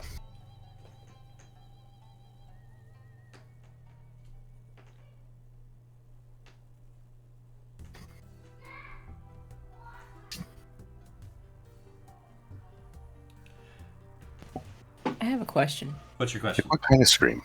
What's the dog doing? What the dog? The dog. You know, I hate to be the person to ask that at this moment of crisis, but I feel like the reason that I cast Morikannon's Faithful Hound is so the dog could tell me with its true sight what's going on. Like, if it's dark out and I can't see because it's pitch black in here, even if I have dark vision, like the whole purpose of this spell is to have a thing here that can see stuff. No, that's fine. Keep forgetting he's with you, honestly. Yeah, he's just chilling. Wow. We're all kind of in a collective group. Here. There you go. Controlled by there. Boom. Now you have a dog.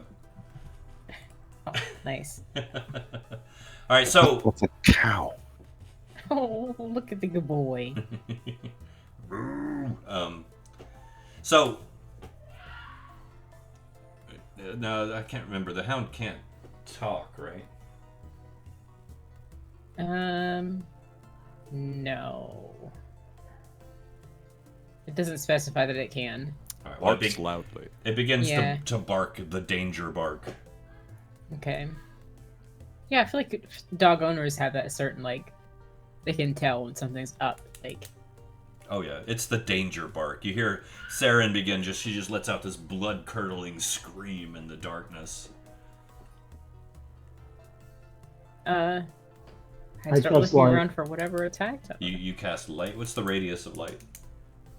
I put it in chat. I see it. I shield 20 my and eyes. 20. Yeah. Yeah, the 20 and 20. They'll just barely catch her at the very edge of your light, Draken. The shadows are dancing around. You can see that something is on her. Something large. And the object I touched was me.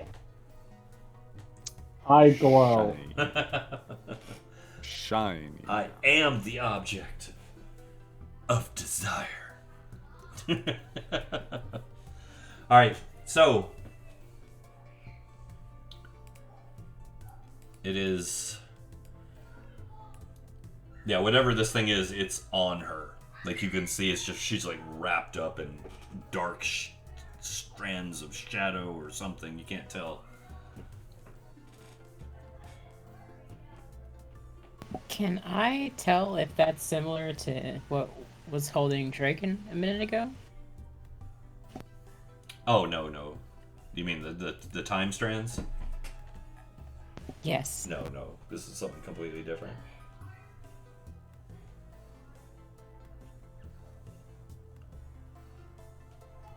What would you guys like to do? The thing that's on her, does it seem like anything we've seen before? Can't really see very much of it at this point, but it's nothing jumps to mind. Everyone, we need to get that off of Saren. Get what Can't off, send the Saren? dog, can I? Like, Can you send the dog? I don't see the ability to do so. What's the dog doing? Sorry. Barking. I mean, I feel like That's gonna be stuck in my head all night now. I feel like if it's barking and it remains there until it moves away, or for the duration, Okay, yeah, it's until I barking. dismiss it, or I move 100 feet away from it, but I don't know. It can bite. Okay, can I send it to bite the thing that's on Saren? At the start of each of your turns, the hound attempts to bite one creature within 5 feet of it that is hostile to you. The hound's attack bonus equal to your spellcasting ability modifier plus your proficiency bonus. On a hit, it deals 4d8 piercing. Could be argued that it isn't hostile to me, it's hostile to Saren. It's hostile. You're good. Okay. It's hostile. Alright. This is not a friendly thing. Well, send the dog, Alright. What's the dog's movement? I'm guessing it's the same as mine, since it's attack bonus is the same as my ability modifier. That works. So probably need to, what, dash to get up there, maybe? Right, 30 feet. Okay. I don't see Saren's over there. Okay, let me measure that out. Hang on. Why don't we do this before this gets too crazy? Let's roll some initiatives. Good idea. Yeah, that's 35. Well, within 5 feet, 30 would be here. Initiative. Okay. So select the token. I got it. I'm gonna... Did I make it to jumping off this floor and looking for a lower floor? Or am I still up here? No, you're still up here. Oh, okay. Yeah, you didn't get very far. Wrong character sheet. All right. Sorry. Yeah. So I have that, and then there's this one, and then correct name, right character sheet, select the token, and then we do, yeah. Sorry. Okay, good. All good? Yeah. Alright. There's me and then there's Cinder. The first one was just the wrong name in chat. Yeah. Okay. So You we're want to up add 5 to that? Yes, Okay. to because I have temporal awareness that I have to Alright. check as well. Yeah, it's in That's- his shoes. That'd be a 12 then. Okay. Alright. Here we go. Alright, let's do this. Rat, you are up. Okay. I cast Get Off My Friend. Nice. Bonus action, Force Ballista.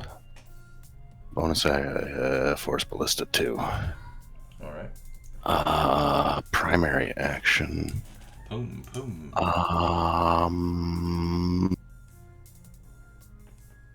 Potential 10 feet knockback, and then Ray of Frost. Zap. Is it 24 hit? Is it 19 hit? Yes. Okay. Okay.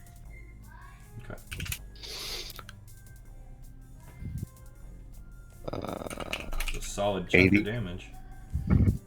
How much? 80? 80 total? 80 total. Okay. Alright. Boom, boom, boom, boom, boom. The artillery goes off. Alright, is that it for you, Rat? That'll do it.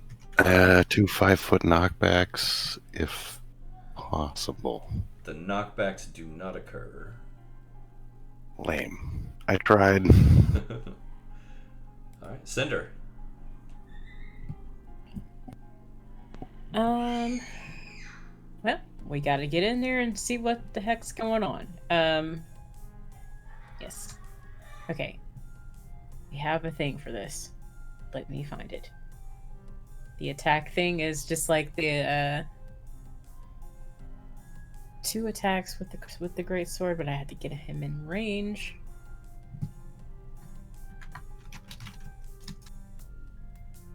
Okay, I'm fairly sure he's just gonna move up.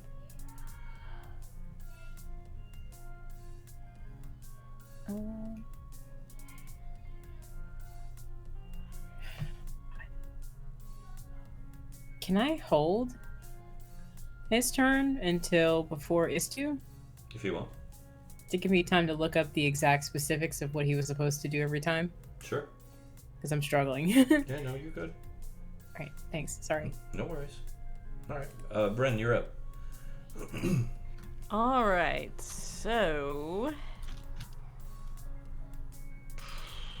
Let's see. Well.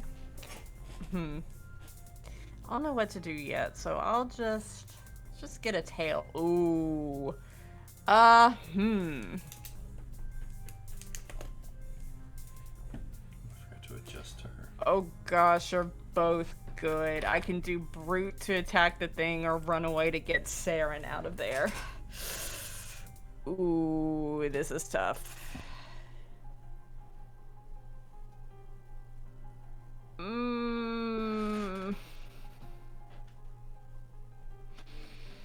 Hey, who ended up with the blaster? Saren, technically, I think. She didn't have it when she came back.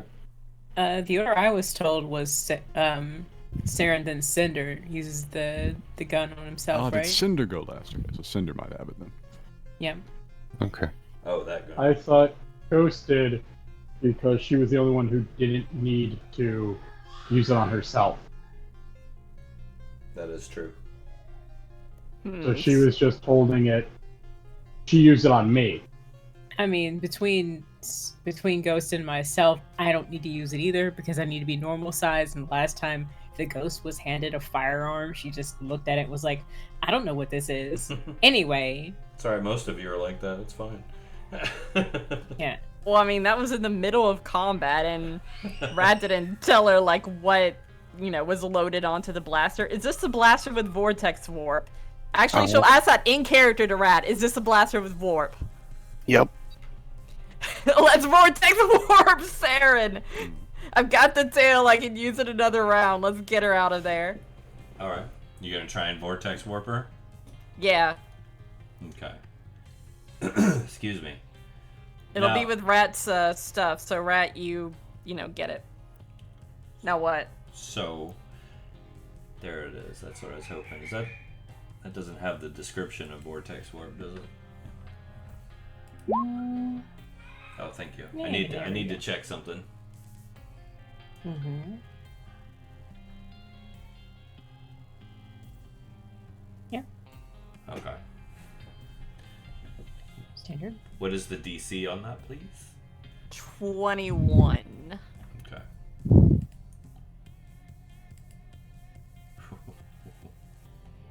Nice. So, you yank her out of it. You twist space around her and attempt to detach her from this thing. Okay? Okay. What you don't realize is that this thing has pierced her body in dozens of places and is gripping her internally. So Oh, shit. you've pulled her out, so she'll take another round of damage, but you are resting her free. Okay.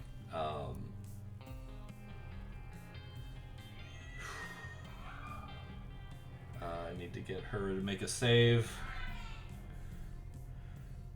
This is nasty. Look at her go! Saren is a deadly laser. She just made that. So this is actually going to be significantly less damage than she would have taken. Still going to be a lot.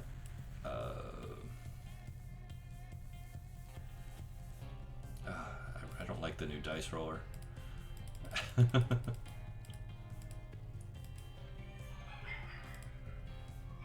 38 damage. Alright. She's still alive.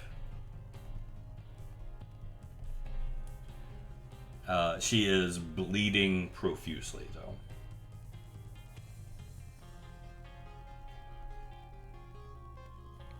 Jeez. Well, well... I mean, I can't do any healing as a bonus action, so... that will be my turn. I will have Saren behind me, so she is safe. Alright. And I'm going to... Well, I'll still stay there. So yeah, it's my turn. Okay. So, Saren. Saren's in shock. She just almost got wiped out in 2 hits. So I'm gonna let her just chill. Is2, you and Cinder are up. Okay, so we're holding Cinder's turn until now. Does my divine sense tell me anything about this being that's in front of me? It is evil. Alright, well, we're gonna... Let's measure out how far away he is first before I say that. 30 feet. Okay. Well... Yeah, he's not within, striking distance yet. So we're gonna, obviously Eldritch Blast until we get there, right? Okay. Which is this, right? And that's 11th. So Aren't you guys? 3? What level are you guys? 18. So that's 4 Eight- beams. well, 18, but he's split between Paladin and No, and, I looked it up. Eldritch Blast goes on your overall level. You could take one Okay. level of Warlock and literally get 4 beams at 17th level. It's so good. Sweet. All right. Well, let's get those. Sold your soul for a D10 cantrip.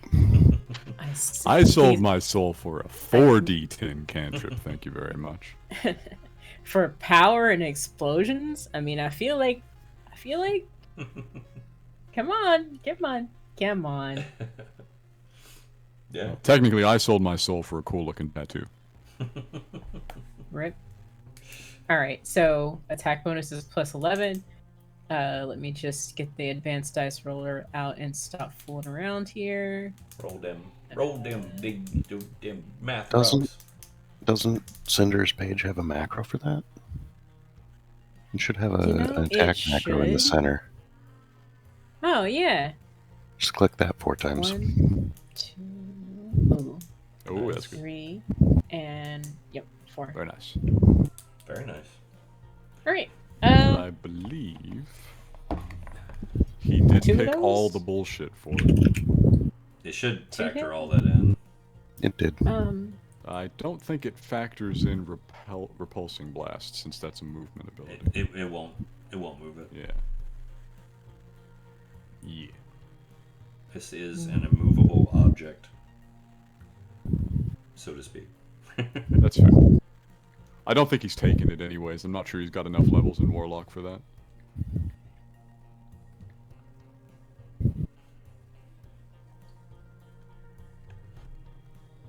Okay. Right, yep. Do that one first. Yep. Oh And yeah, then- you have to put the hex on first. No, and then that makes it a D10 plus. Oh, that fixes it a lot. Yeah. Yeah, I Yeah, don't know if yeah, I that would like makes- to do that. I'm just reading this as in the order I see it. Okay, no, you're good. You're good. So that's see, that's 59. And I have agonizing blast on it as well, so plus 5 to the damage dealt on a hit. Yeah. Yep, It did that's factor factored that into in. the macro. Yeah. Yeah. It did add your 5 for you. Awesome. Warlock shit, I'm telling you. Yep. All right. Yep. So we're I'm just not allowed to striking say it. wizard shit anymore. I made it. Pew, pew, pew, pew, pew. All right. Yep. So is that it for Cinder? I think he's gonna move up a little bit just to be within range Okay. of the thing to hit it, to attack. 'Cause he's, Saren's over here bleeding out, We gotta handle this thing that's in the middle of the area. And since my turn is next, I'm gonna start heading over there as well with the dog. Okay. Um, I think that is great. Yeah, I'm aware of what probably is going to happen here, but I feel like it's a good call. And that gets the dog within range to go in and bite. And it can't be hurt, so. I think that's great. It actually kind of goes over here to do the bite attack, so it may turn around. So I'm gonna use a legendary action. Mm-hmm. Oh boy. You see the shadows twist and whirl around this thing, and it vanishes and reappears here. All right. Do I finish my turns when it's doing that, or is it during my turn? That's during your turn. Okay. So we keep moving. I was right here, right? 1, 2, 3, 4, 5. Upon seeing this, we continue moving this way. Which way are you moving? Here. Are you disengaging? So, question. Mm-hmm. If it passes me, does it pass me when I'm in motion? Yeah. Well, I'm going to just where the tokens were located. When it popped up, your token was still in melee range for it. Like here, right? Yeah. And it, So it has a reach of 10 feet, so... Oh, okay. So if I move like this... It still hits Still? you. Yeah. Still in range? Yeah. No disengage for that? Okay. But if that's as far as you're going to go, you're good. Yeah, I'm just going to stop where the disengage action takes... procs itself, because I feel like when I was moving, I guess legendary means it can do it whenever, but yeah, okay, so it's popped back over there. The dog's like, huh? It just kind of uses the rest of its movement to get back to kind of where it was, right? And we're like, okay, it's over there now. And Cinder's like, that thing is evil. And he's like spitting on the ground, ready to stab it with a greatsword. And I'm like, you know, I'm more scared than you. So maybe I take it easy. And Stu starts like trying to consider how to protect from that. Protection versus evil and good is still up, right? That seems dangerous. I'm gonna use my action to disengage since I don't have a spell that I want to launch at whatever that is with the tree root hands. And then we just keep going over this way actually, because I really don't feel safe with that around. Okay. Is that it for you? The dog turns around. What's the dog doing? The dog turns around to look at the adversary and keeps barking. And that's it. The good boy. Alright. My turn. Alright. Nice knowing y'all. Bye. So we're gonna go bite. Oh my god. And attack. Yep. This is at Saren. Oh my god. It wants to finish his meal. Oh. So yeah, this thing, you see it clamp its like weird mandibular, like shadowy jaws on Saren. You're not sure if it pierces through her armor or not, but the tendrils whip around her and you see them just bury into her again. She screams in pain and then just falls limp, just completely grappled by this thing. Bleeding from her mouth and nose.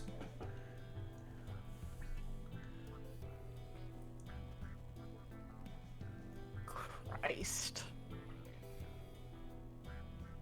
Who? And then I'm gonna use... That was out of character. Oh, sorry. That would have been funny if it were in character, wouldn't it? Half of what I say is out of character comments from the peanut gallery. Gallery. If I'm not saying it like this, it's not in character. So I'm gonna use the legendary action again. Oh no. Bren, Yes. could I get a wisdom saving throw from you, please? Oh no. Oh no. Christ. Oh. Do I have anything for that? Let's see. Jeez. I feel like I have something for that. How far away? Hang on. God.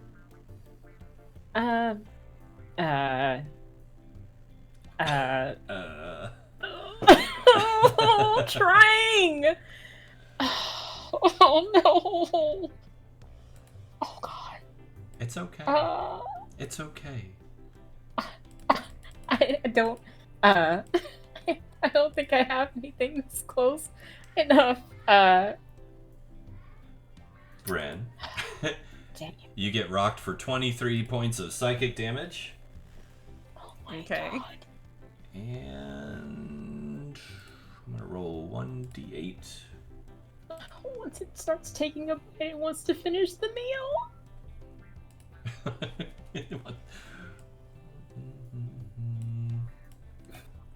25, 30. You are deposited, disoriented for the next round. Just disadvantages, not losing an attack or anything. From the shift that just happened around you. Did you close the turn order? Yeah, I don't see it either. Oh, Did sorry. It's still here. I? Oh, okay. Yeah, I can close it and reopen it. It doesn't disappear. I'm sorry. But yeah. So yeah, it's shunts you out of the way.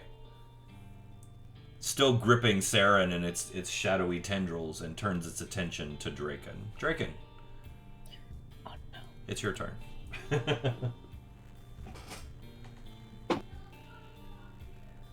I rolled a 1 For what? for the initiative. Well, that's alright. It's your turn. I'm not going to skip you for rolling a 1 on initiative. Don't worry, you're good. And I think that was actually a homebrew rule anyways. Yeah, no, I'm not going to do that to you. I thought we were playing that way. No, you're good, man. This is hard enough without me doing that to you.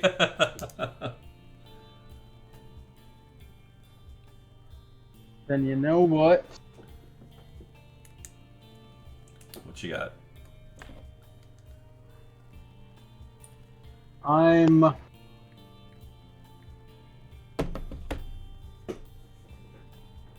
gonna go with this. Psychic Lance. Yes. Psychic Lance. Alright.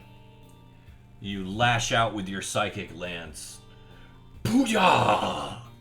Yes. And you feel it just pass through this thing like it's not even there. Alright.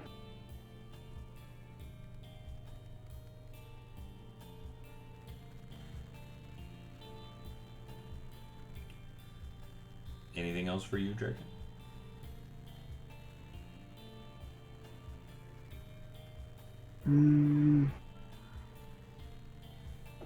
Yes. I'm gonna burn 2 sorcery points Uh-oh. to cast a quickened magic missile. Alright, at what level? I'm just gonna do a level 1. I want to see something. Alright, so this is just, what, three missiles? Yeah. So there's 1.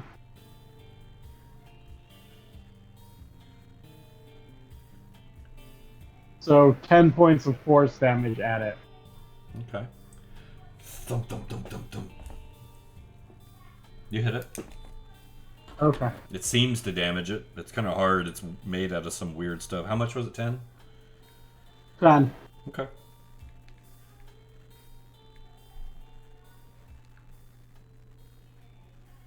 Alright.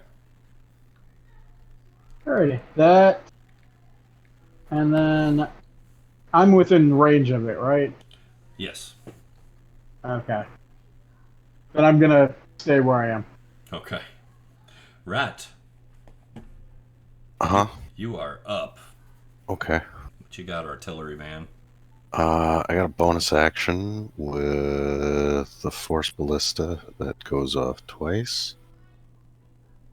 I had a primary action with the Ray of Frost was fun. Let's try that again. Actually, No. This will be more fun. Sacred Flame. Ooh, look at you, you little cleric. Ah. Laser pointer from. Damn it. Made a save. Made it save. Alright, so that's nothing. But maybe the Force Ballista did work. The first one missed. The second one hit. Okay, so 25 force. Okay. Is that it for you? That's it. All right. Cinder. I think I want to keep holding Cinder's turn to be right before it's due to just make them both at the same time. That's fine. No problem at all. We're gonna work together like a team and then pick the dog up like Rowdy from Scrubs and just carry it. All right. All right, Bren, you're up then. All right. Well, Bryn already rolled her tail. She is big mad at this thing, but she knows she can bring Saren back. So we're going brute. Has to make a strong save. Strength save. All right. What's the DC? 19? 19. God damn it. It's a good try. It just has it has a high strength save. Yeah. Let's see. Well, half damage. Half damage. So, all right. 14. yeah, 13. Yeah, 13. 13. Sorry. I mathed. Yeah, so Bryn is going to back up at that. All right. All right. Is that it? And, well, Go ahead. she still has the bonus actions, so she's just going ahead and roll for a new tail. Okay, so There's the yeah. brute again. That's her turn. Okay. All right. Saren is down. Is 2. And Cinder. All right. So, the collective of us are going to move, like so, to try to get to a more reasonable, array on the field. Is to pats the dog on the head and gives it dragon's breath. And the dog is going to well, is that an action? I keep messing my own sheet up here. I feel like that's a bonus action. Hang on.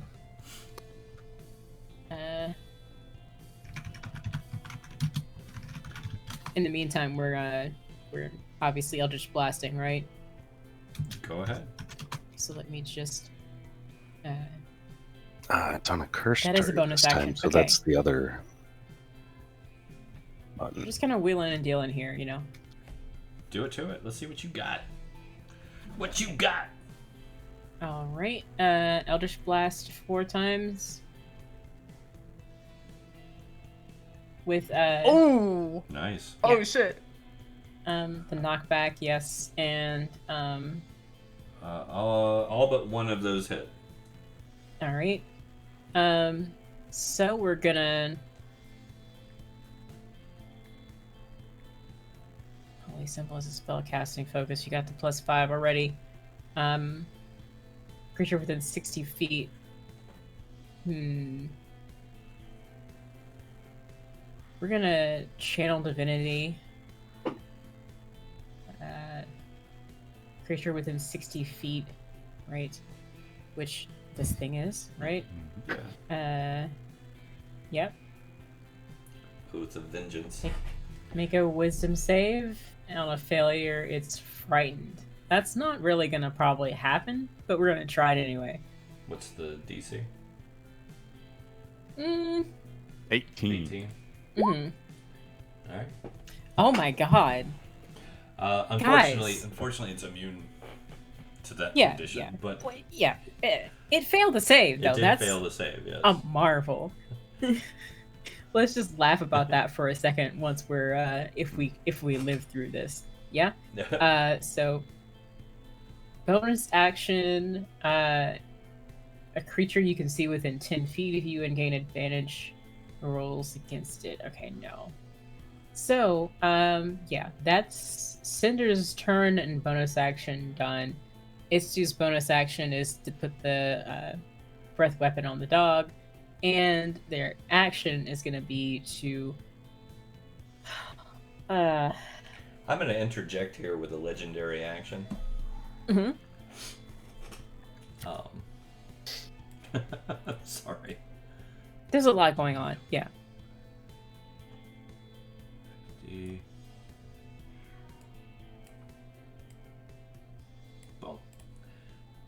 Boom. It teleports with Saren's body still gripped. It's just gone? Okay. Well, it moved. I can't really... Okay, let me zoom. Oh, okay. Yeah, it's over there now. Wow, how far is that range? 60 Let me feet. see. Yeah, 60... Yeah, just outside of the... isn't that interesting? Okay. Well, we keep trying to move within range, and it keeps going away, and it's... yeah, okay, well... That doesn't change what I was gonna do, which is nice. Go ahead. So I'm just gonna do this. Okay. Nice. All right, so you poof a double. Mhm. Okay. And I would like to move the double, here-ish. I don't know if that helps, but I don't have another token to do. So I can put, yeah. Great. There you go. Great. Okay. Yeah, this is my double here. So we'll just kind of slightly lean that double. Okay. And then, just to be able to tell the difference. Yeah. So my question is, if I can see through its eyes and hear through its ears as far located where it is, when I cast spells, I'm still casting from the original, right? Yeah. Okay. All right. Yeah. That's where we're gonna sit, I think. Kind of just, yeah. That's everything we can do. I think this is the most defensive position. Trying to get Ratt closer, get Draken in the group. As long as this thing doesn't have some sort of breath weapon that can hit in a cone, then we're gonna be alright. So this thing scuttles on all those tendrils, still Ugh. dragging like Saren's lifeless body behind it, Ugh. and blasts out a cone. Oh my god. I knew it. Shouldn't have said the word. Why did I say cone? Yeah! It blasts out a cone. It's only big enough to hit Bryn. This thing hates me. It's just picking targets and sticking to it. It's how it hunts. Let's see, Bryn. It's a big cone of shadowy strands that look like spider's web, only made of shadow. I need you to give me a strength save. Oh, that ain't happening. Well, that's not bad, really. Yeah, I mean, I hate that question too, but that was pretty good. I mean, look at the creature we're up against. I probably failed. Okay. Well, I mean, you never know. Oh my god. What? Hang on. Am I, Yeah. Paladin aura. oh no. It wouldn't have hit me, like, y'all moved away from me. I was It's in the okay. aura, y'all moved away from me. It's within range of this one. It's okay. It's This okay. one's 40 feet, and I could have... This is probably gonna hurt. We'll see how the dice treat you. Oh, man. Alright, let's see here. Wait. Oh my god. Silvery Barb's 60 feet. 60 feet. Oh my god. It's not a 2-hit roll. It's a saving throw from... that wasn't an attack that just... No, it Become- was, but doesn't it affect saving throws on the creature you hit? Not the creatures they hit. Oh. Okay. So, Yeah, that's too far. I don't know if you have any resistances, but this first bit is going to be slashing damage as the ribbons of web cut into your skin like piano wire. I don't have. Ow. 35 damage. Holy shit. And this is because of the failed save. You also get a shock of psychic damage as they lash out at you, letting you know that these are not an expulsion of a creature, but part of the creature. So another 23 psychic damage. I don't know if you have any resistance to psychic. I don't think I have any damage resistances, and holy shit. Are you still up? Yeah, okay. Barely. Barely. So yeah, you are restrained. You can try to free yourself on your turn. You can either do that by trying to destroy the web or fight your way out or get assistance. One of the three.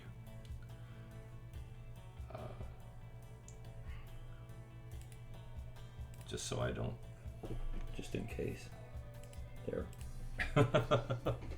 Alright. That's it for him. The turn order didn't seem to... Okay, yeah. Draken. You are up.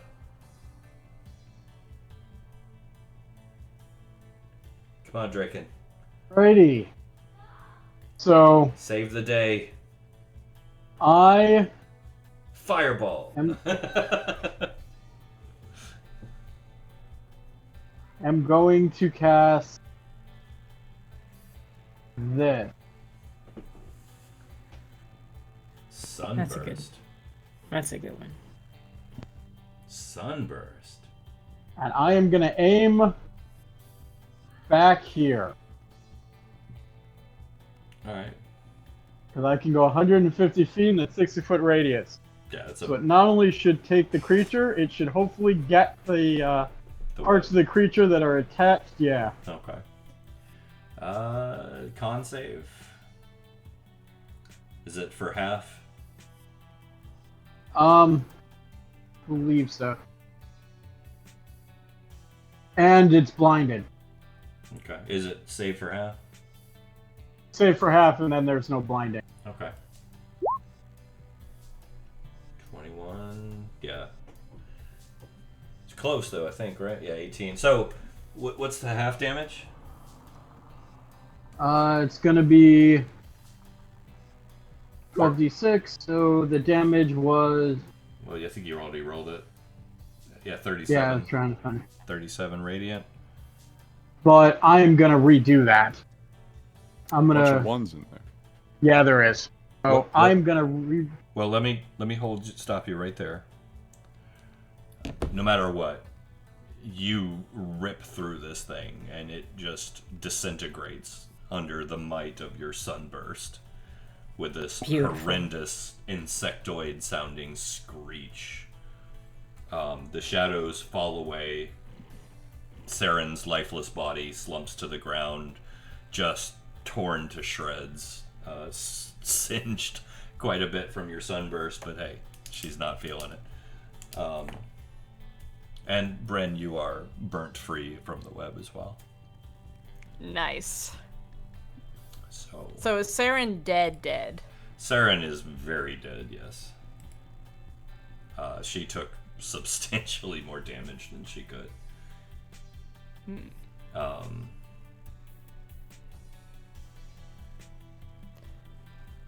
Draken, do you happen to have a wish on you?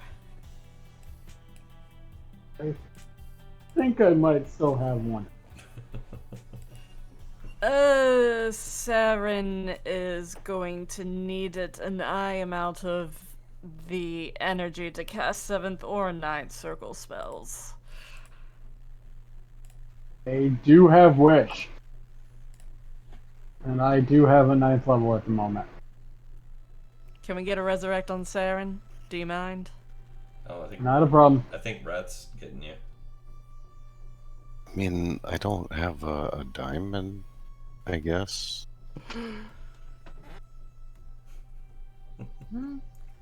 So Well, like, let's see if Rat's works. I Let's don't see if it have the works. thing. The I don't have a 300 gold piece diamond. yeah. Yeah, we used the only one that I think that we mentioned that we had on bringing Jimmy back. So Draken, actually. So, And that was the big boy diamond as well. Mhm. well, it's, So we're just grouping up like this. Sorry. No, I can't just creation one either, because those can't be used as material components. okay. I don't know. You guys deal with that. I'm gonna look for a way down. I gotta find the center of this reactor core. Okay.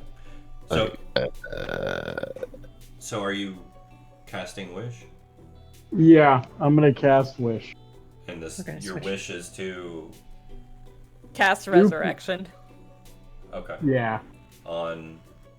Saren. All right. So tell me, word it for me.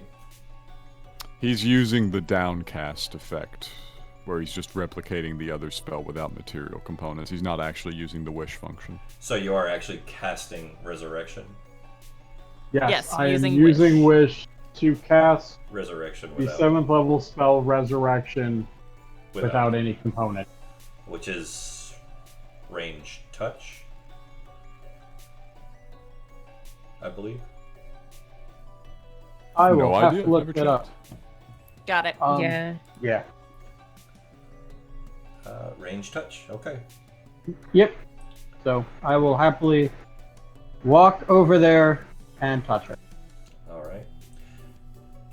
Draken, Yes. give me a perception roll, please. there's another spooky ghost. I'm just gonna stay right here. Okay.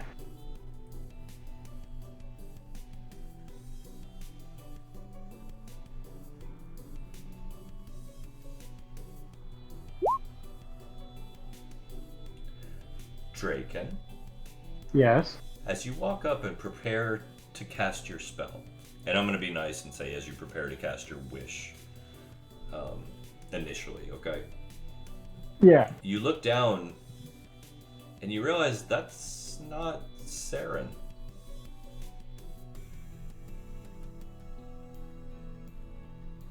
That is a recently dead doppelganger. Hmm.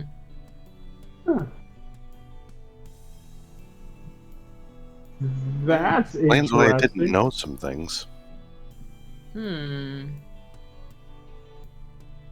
You're welcome to resurrect it still if you wish. Ha-ha. Do Much has been revealed. Oh my goodness. Well, alright then. Bryn says as she, stuffs her hands in her pockets. Do we know this? Like, the rest of us out here? Are you guys sharing the information, I assume? Draken? it's a doppelganger. Am I still bringing it back? How about no? Because I mean, Yeah, it might have no. useful information. It obviously took over at some point. We can ask the corpse questions without bringing it back. Save that energy because we might need it. That means the real Saren is somewhere else. Or dead. Could be dead too. That too, yes. Alright. Hmm. So, we're going to cliffhang it there because we are past our time. But, I hope tonight went okay. I know splitting the story back and forth, I was trying to make sure everyone could still kind of be involved and it wasn't just this and then that and this and then that and this and then that. I hope it worked okay. I think it worked. I hope it did. I hope it did. We are actually making progress. Some interesting progress, by the way. I have some more things in store. That was... You guys actually did pretty good tonight as far as progress. I think one more session, if depending on you guys. Yes, of course. Well, between 1 and 3 more sessions, and we will wrap up this chapter. Hey. It depends on you guys, obviously. There's no telling. You might decide to visit some new realm I haven't invented yet, just out of spite. We don't always try to do these things. It's always Speak for fun. yourself. It's always fun when you do. It gives me a chance to create something new, like the Nexus Veil, which I did actually. I have written a ton about it. I had a lot of fun creating it. There's a lot of eldritch nastiness in there, and some really interesting things still coming up, including some chances for you guys on the other side of that veil to interact. Some potentiality for it to affect people in unique ways. And then, of course, as you guys already know, the ties between the two campaigns are starting to show. It little by little by little, things are starting to kind of come to a cohesive head. Very excited about the direction that's going. You guys did really good tonight. I am sorry that last creature beat you guys up a little bit. But that's good. That means it was a good challenge, at least. Mm-hmm. That was one of my personal creations, the Shadow Spinner Oddity. If you want, I can throw more of those at you later if you enjoyed that. No, thank you. But that being said, I had fun. I hope you guys did. Of course, we'll be back Wednesday with Deadlands. Thursday, I believe Fall of Man got moved one more week, so I think it's going to be Fall of Man again. This Friday, I think we're back with Stir Wars, which is already... If you missed the last one, you missed a chuckle riot. Yeah, we were having a grand old time. We were on a roll. It was a lot of fun. We are still going to, I believe, be streaming some Baldur's Gate, if you're curious and want to see it. We have a lot of giggles doing that, too, because it's me and Chance and Shun, and we're really goofy. As well as, don't forget Urban. Urban's there with us, too. And he's probably the most tame of us because, you know, he's got a good head on his shoulders and we're all insane. But that being said, of course, next Saturday we'll be back with World of Cairn, picking back up on that once again in the new chapter. With that, you don't want to miss it. Things are getting very interesting. Will they save Genesis? Probably. Yeah. Probably. We can certainly try. You can certainly try. With Wilhelm on board, though, I would put money on that. Him saving her because it's Wilhelm. Wilhelm's like the Superman of doctors. But yeah, I will of course be rating somebody after we go to the ending stream, so stay tuned for that. Stick around, and we'll see you guys soon. Be sure to join the Discord. Later. Good night, everyone. All right, good night.